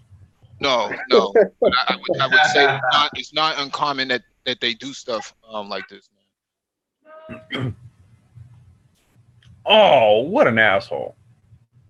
What the hell? And then he looked back to. He looked back like to admire his work. Dick. No, he works down there. Even worse. Wait, if he works, then they should. Did they get the guy? They should know who he is. The police station is actually right around the corner. So that's the back of Target. Wow. Yeah, that's the back of Target. So right around the corner is the police station. What an idiot. Idiota. Fuck this guy. That's why I don't go down to that. You're an asshole. You know that? You're an asshole. Look back to Myra's work. But see, if you run up on a dude like that and you knock his grill out, then you're the bad guy. Then you're the bad guy, right? Yeah. Whatever. Wow. See, this is what I won't even say it. Mm-hmm. Oh, man. Whose car can I scratch today? I wonder. Let's go for the one with the cameras. Yeah, I'm sure that guy's got a Black Manosphere channel on here somewhere. Well, no, I don't think a Black Manosphere, Brown Manosphere, or something like that. But wow. Yeah, this tough guy, His skinny jeans aren't. I was gonna say, is his jeans skinny? His skinny jeans are not tight enough. No, his thong is too far up his backside. Very true. Very true. Oh man, dude. No, he see when they released this footage and they put it. He went into Target, so they know who he is. He either bought a prescription or he bought something. They got his record. All they got to do is go to the point of sales and find out who he is. This guy's a D-bag, straight up, man. Great D-bag. Is that a pack of sticky honey buns in No, his back Paul, pocket? it is not. He's a little bit more nutritious without some water. Okay. You know what, man? I swear to God, if I had a carton of eggs, Like, no, if I had a carton of eggs, man, I'd egg that dude. I don't think it would be eggs I'd be using. Probably something Yeah. a bit more lethal. I wouldn't use eggs, man. I mean, no, He's I would use getting eggs. I would use eggs because his hair's in a bun. Oh yeah, A the man bun bun. Yeah, it's in a man bun. Great with the man white bun. earbuds.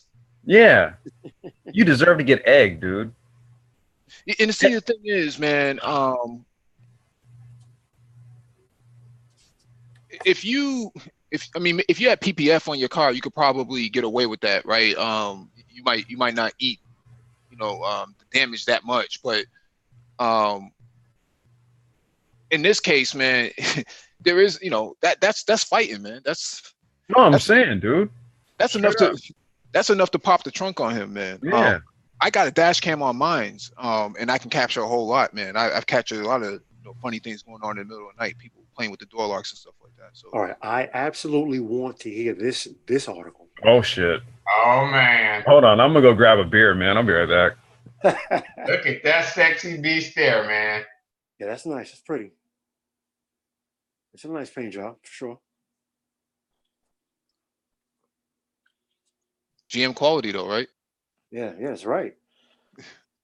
I wonder how soon before it starts eating through the starter motor and the alternator. Oh, Paul, And you the fuel are pump. little. Hey, Paul, you It's make a it GM. sound like European cars don't have any problems, man. Dude, I grew up with GM vehicles, man. I know every problem that GMs have, but we'll see. We'll see. I'm taking a wait and see attitude. Maybe they finally exercise those AC Delco gremlins. I don't think so, but we'll see. We'll see. We'll see. We'll see. Let me wait for Complex to come back real quick. That's funny. I'm here. I got my beer. What You else? want your registered bad guy tip now? I see. Oh no, dude. Man. Hey, man. I put some work in earlier today, man. It's time for me to enjoy a little something. All right. This one is from Moto1.com. Ferrari fans react to the mid-engine Chevy Corvette C8. After years of speculation, Chevy has finally revealed the first mid-engine Corvette with almost 500 horsepower and a price starting under $60,000. The new C8 is clearly targeting the titans of the supercar world. Naturally, Ferrari owners have a lot to say. We've collected all of the best reactions from users of our sister site, Ferrari Chat, which is the largest forum of Ferrari enthusiasts in the world. So how does this red mid-engine supercar with a bow tie measure up to the red mid-engine? No. I've never really been a Corvette guy, but what Chevy put out is undeniably cool. The Acura NSX and the Audi R8 are already on shaky ground. This would probably put those two out of production. Remember we talked about this. We said that. Yep. Yeah. Chevy hit home. Very true. Chevy hit a home run with this car. I have not really been very interested in Corvettes or really American cars in general. I'm going to be paying close attention to the future iterations of this car. If there is a manual Grand Sport type option, I will be quite tempted. What did I say? This is a Ferrari guy saying this? What did Yes. I say? Shit. Wow. There will be higher cost, higher cachet, higher performance versions coming. This will be on the minds of all exotic shoppers. In my honest opinion, we are talking about it quite a bit. Talking about it quite a bit. I think that it looks and sounds like a great bang for your buck. The only negative for me is that there is no manual option. Well, that's funny because your Ferrari doesn't have a manual either. So what are you complaining about? Yeah. Good point. I mean, well, actually, he may be saying that because that may have been like a pivot point, right? Like, oh shit, that has a manual, and he might actually ditch Ferrari for that. All right, here's another one. Corvettes has sucked for a long time. Moving the engine doesn't appear to have changed. Wow. It sounds like Hey, he might. Paul. Hey, Paul, I got a question. Is Paul's alternate on Ferrari chat? Oh, stop. Is that Stop. his user right there? Yeah. If you, that's his. I think it is a good-looking vehicle. I have said that. Yeah, but you know the guy's name is Bryant Paul, so I mean that kind of goes without saying. All right, here's another one. Nothing personal, and I mean that. But you refer to a vet sucking for a long time. My Z06 wouldn't even be able to keep your car in its rear view mirror for more than 2 seconds. Could go tens of thousands of miles more than yours without a mechanical hiccup. Finished a 5-lap race and around Big Willow. Say it again, Big Willow. Goddamn it! That's Willow Springs for y'all that don't know. Yeah, destroying it, and that includes me stopping for breakfast. Not to mention loaded with electronic options and an AC that I can personally attest will keep you cool driving with the top off in 90 degrees Fahrenheit temps. Oh, and the V8 sound in the 06 will make yours sound like a squeaky toy in comparison. How about your car?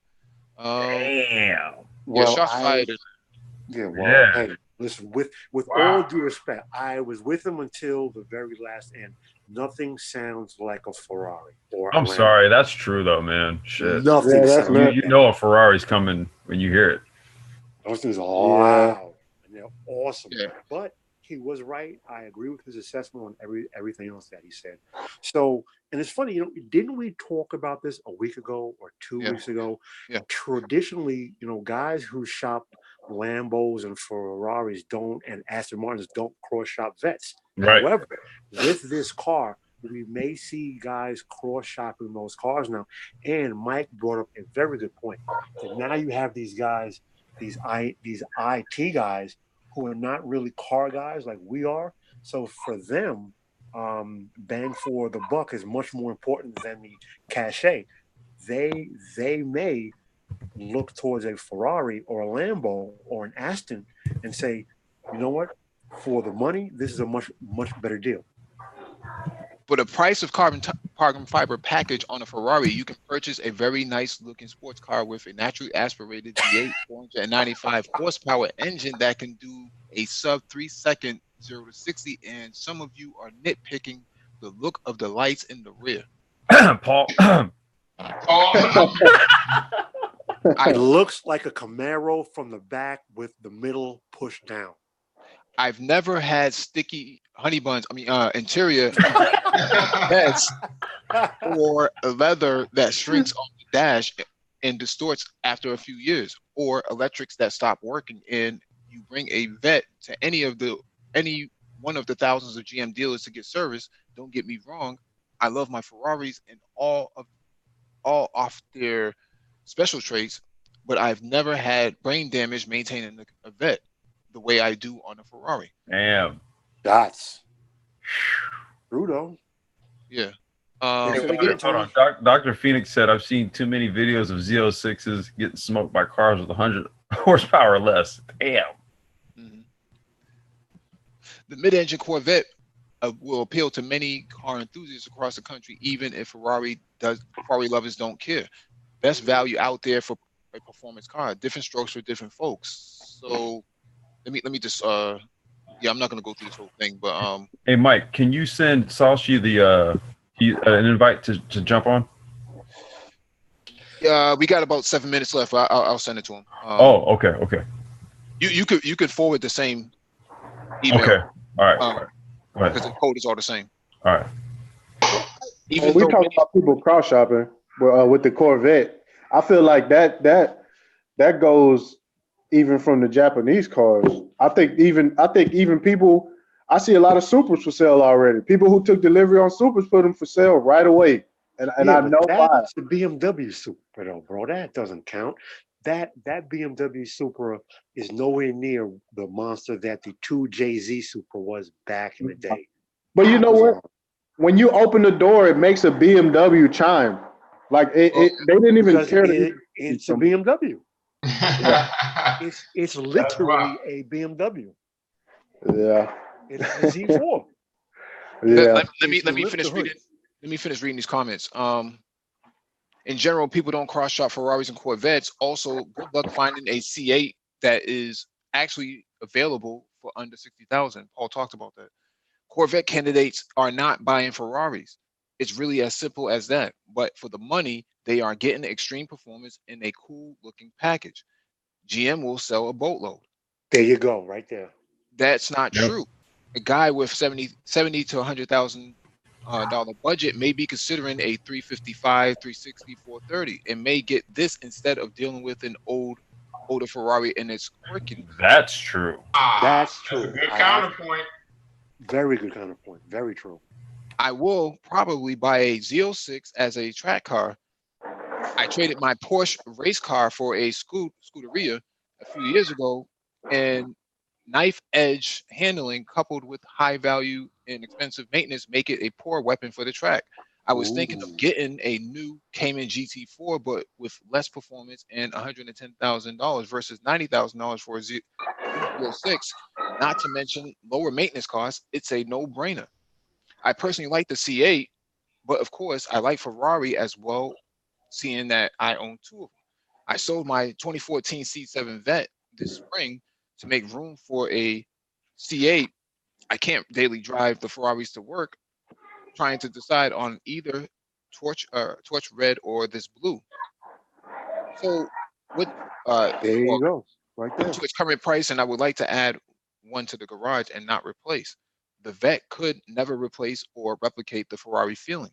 Porsche, however, will feel the impact of the C8, especially the 718 range. They Yep. have personally lost a sale from myself because of the release. We talked about this before. Wow. Absolutely. We talked about this that Porsches are shaking in their boots in Stuttgart because they don't have an answer to this. The four-cylinder Cayman and four-cylinder Boxer don't offer anything even remotely close, and No. neither the Audi with the TTRS. That's almost a joke compared to this for what you're getting. So a lot of those companies are DOA at this point with their from a product perspective. If Ferrari guys are having conversations about a Corvette, that means something big is coming. Well, I told you, man. I honestly, I think where the proof will be in the pudding is when this thing hits the track, man. When this thing starts running in WEC and a lot of the GT series, Blanc Pond series, and all that type of stuff. I don't know, man. I've said that, bro. I've said that. Yep. PM has given us the 0 to 60 time. That's only number they've given us. They haven't given us top speed. They haven't given us any ring times. When these things start to make the circuit and it goes on the ring, it goes on Big Willow, it goes on Laguna Seca, it goes on Spa-Francorchamps, it goes on Monza. When it goes on actual racetracks, people see how this thing runs. That's going to be where the rubber meets the road. Because traditionally, as I said, guys who buy Ferraris, they don't cross shop vets. But some guys, you know, at the end of the day, a Ferrari is a toy. It's a garage queen. This thing, if it runs as advertised, you can also daily drive it. Now, I don't know how many guys would actually daily drive a vet, but you can. Much easier than a Ferrari. And it's also not going to cost you $2,000 for a damn tune-up as any Ferrari. Right. A Ferrari costs at least 10 grand a year to maintain if you drive it. It's I think it's $8 per mile or it's $8 per mile to run it. Bro, just to do an oil change, you have to lift the car up. You have to unscrew one of the underbody panels, and then there's one access point just to drain the oil. Then you have to undo some cover to take off the oil filter. Then you have to come back up top to actually put the oil in the motor. It's, you know.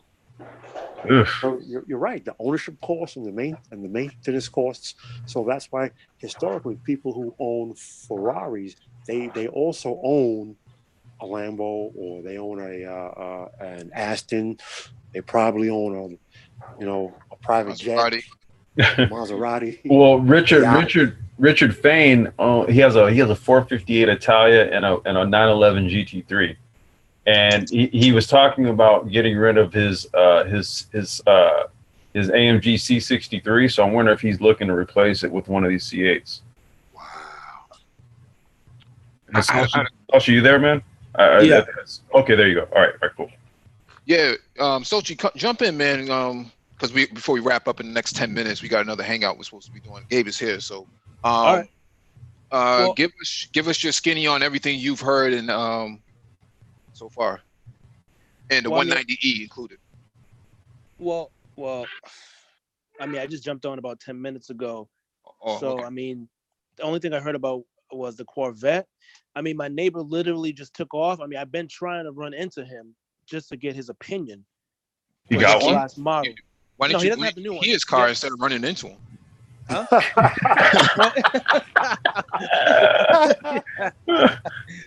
You know what I mean? Yeah. Nah, I mean, I really, with the Corvette, I really hope the best. It's, when you start talking about Ferraris, Lambos, Porsches, I mean, you're talking more collectibles, and it's just they're just like in a special league because of the history. Not to say that Corvettes don't have a history. It's just that it's a Corvette. I mean, I really, really hope that they're doing what needs to be done to make this work, especially being the first one, and not just slapping this car together to supposedly try to keep up. Because Right. It's kind of like the New York Yankees and the Boston Red Sox. You One's just the could JV not and one's the resist, Boston. could you? taking shots. Well, Wait, I hold don't think Sauchi is a Red Sox fan. I think he's just a Pawtucket Sox fan. Oh, damn, taking shots, man. I'm a real Sox fan. I go way back. All right. Okay. But we'll see, man. I mean, like I said, I really, really hope they get it right. I don't know what it is with the Americans, man. They got the money, but like, I don't know. I don't know what it is. It's just like they just don't seem to get it right. Yeah, I don't know why. They're crap. Because there's a balance that they're trying to find, right? The car just needs to perform enough, but they also have to sacrifice on the quality of the build. So it's just enough to pass inspection and pass regulation, and that's where they have all these issues. Whereas Germans say, "Screw your regulation, I'm building it the way that it needs to be built, and that's the way it's going to be. And if it doesn't pass, crash safety standards in the U.S. or any sort of regulation standards in the U.S., then that's too bad. We won't ship it there." That's true, but their safety numbers is better than the American cars anyway. So I was gonna say, yeah, they already over-engineer the car, right? Yeah, absolutely. It's already better. So I mean, even I'm forgetting the car designer. I forget his name, but in the late 70s, early 80s, he was going around all the American auto dealers or manufacturers, and he was trying to sell them, on improving their cars and this and they all turned them down. Guess where he Ralph Nader went to Japan. Yep, and look what happened. So it's like, I don't know. It's like, are you guys trying to lose all the time? Like, what are you doing? Well, you know what, bro? It's the market. The American market has been so conditioned to the substandard, to this substandard product that they willingly accept it and they willingly buy it. Now, full disclosure, I have not been to the Midwest of the country in over 10 years. But I used to go there quite frequently from time to time. And what I saw was, once you got into the quote unquote heartland and the midland and the central, dude, you couldn't find a foreign car. Everything was American. Everything. Only someone who had money had a foreign car, and it was always a German. So it was, if it's not American, they refuse to even buy it. They refuse to look at it. They refuse to own it. So I don't know if that's changed. I don't know what's changed. The point is, like we were talking about the last car hangout, if you look at the interior styling, there's the American way to do, automotive interior styling, and then there's the German way, and the German way blows away the American way. But because it's American, Americans are still going to buy that cheap piece of crap. Well, Americans, what they do is they go see, like American manufacturers, like companies like Delphi. They're the ones that create all of the components, right? And then all they do is they create this very bland fixture to incorporate all of the Delphi components, whereas like BMW stuff is bespoke. When we were looking at the 850i and there was the radio sitting in the back seat, I asked Mike, "Is that a blow punt?" He's like, "Nah, that's just a BMW." Like they designed their own radios. Yeah, Mercedes too. I mean, I think they've all pretty much invested in that sort of development. I mean, that's how they create jobs, right? I mean, they don't kind of outsource. They don't really outsource too much. Unless you're talking about Bosch, they outsource to them. And you know, it's funny you say Bosch. How many American cars over the years have had Bosch components? Bosch is a German company. A lot. How many American vehicles have had ZF transmissions? ZF is a German company. Yep. How many German companies have AC Delco parts? Zero. Zero. You might get fired for even recommending that.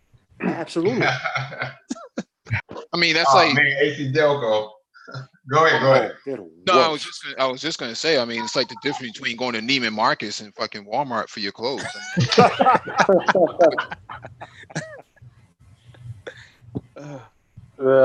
I worship at the German altar of speed every day, all day. I always have and I always will.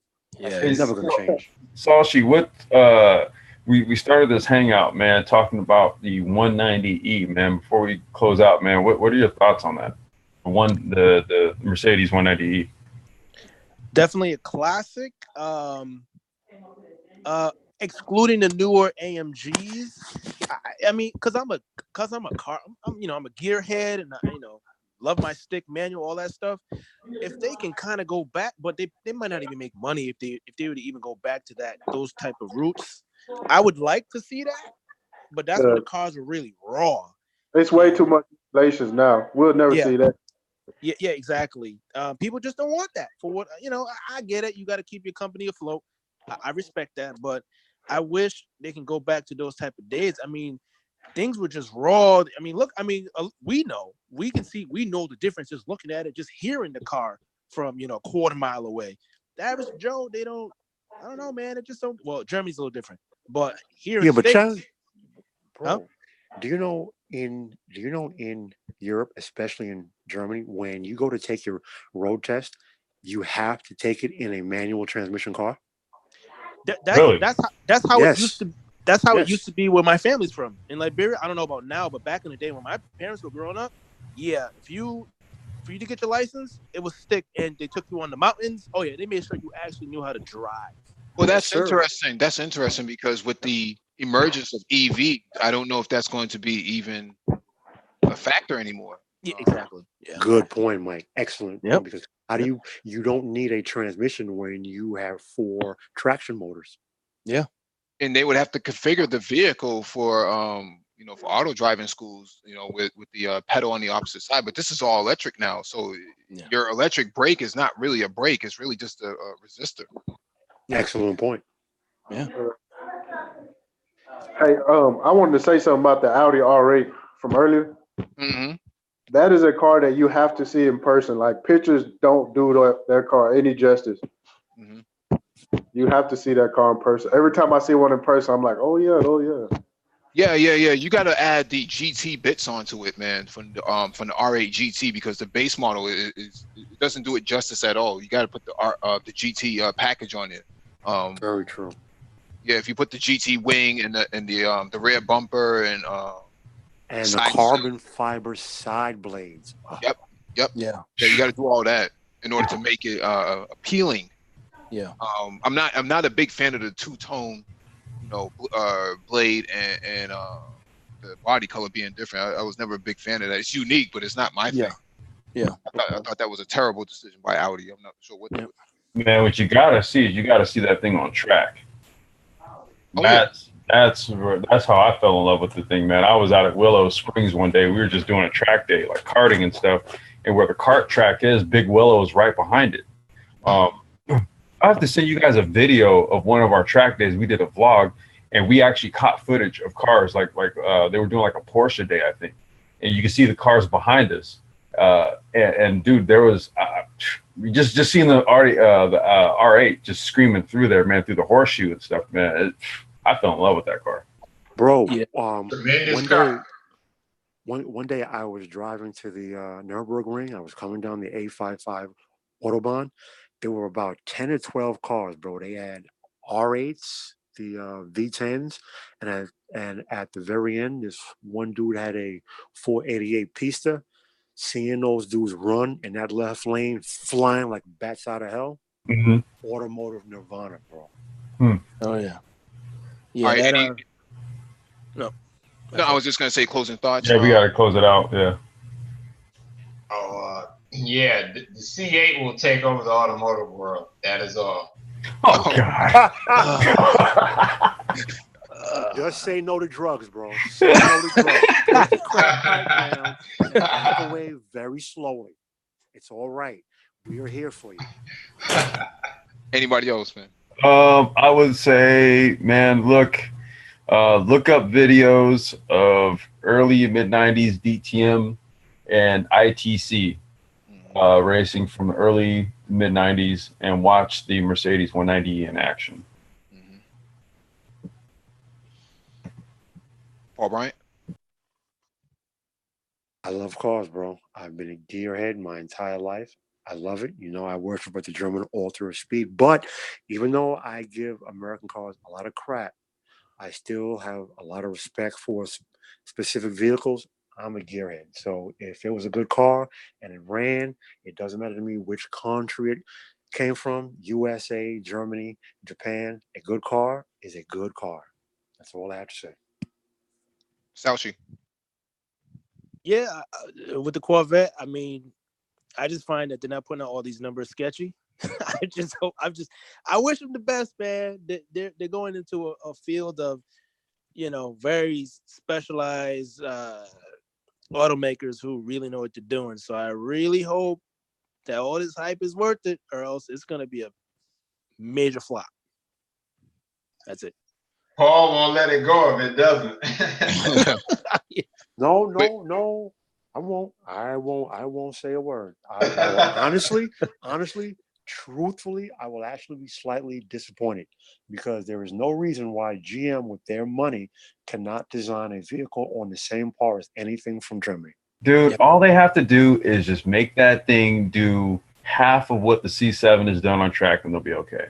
No, just give the car to Lotus and let Lotus deal with it and then pretend like they did something. Oh, nice. Oh, you know what? Mike is joking, but that's facts. Yeah. They have Lotus and GM have had a history going back to I want to say the 70s. Yeah. Ty City, man, you the last one. Let's go. Oh no, I share the same sentiments, man. I want to thank y'all for having me on, man. I really enjoy it, man. Oh yeah. I make sure when I get the notification, I chime in. Yeah, man, just join the next one. Yeah, but thanks for having me on, guys. And no Civic cars. All right, we'll be back in about 5 minutes, man. We're gonna set up for the Black Tech Talk and we'll be back. All right, that's what's up. Peace, y'all. All right. Peace.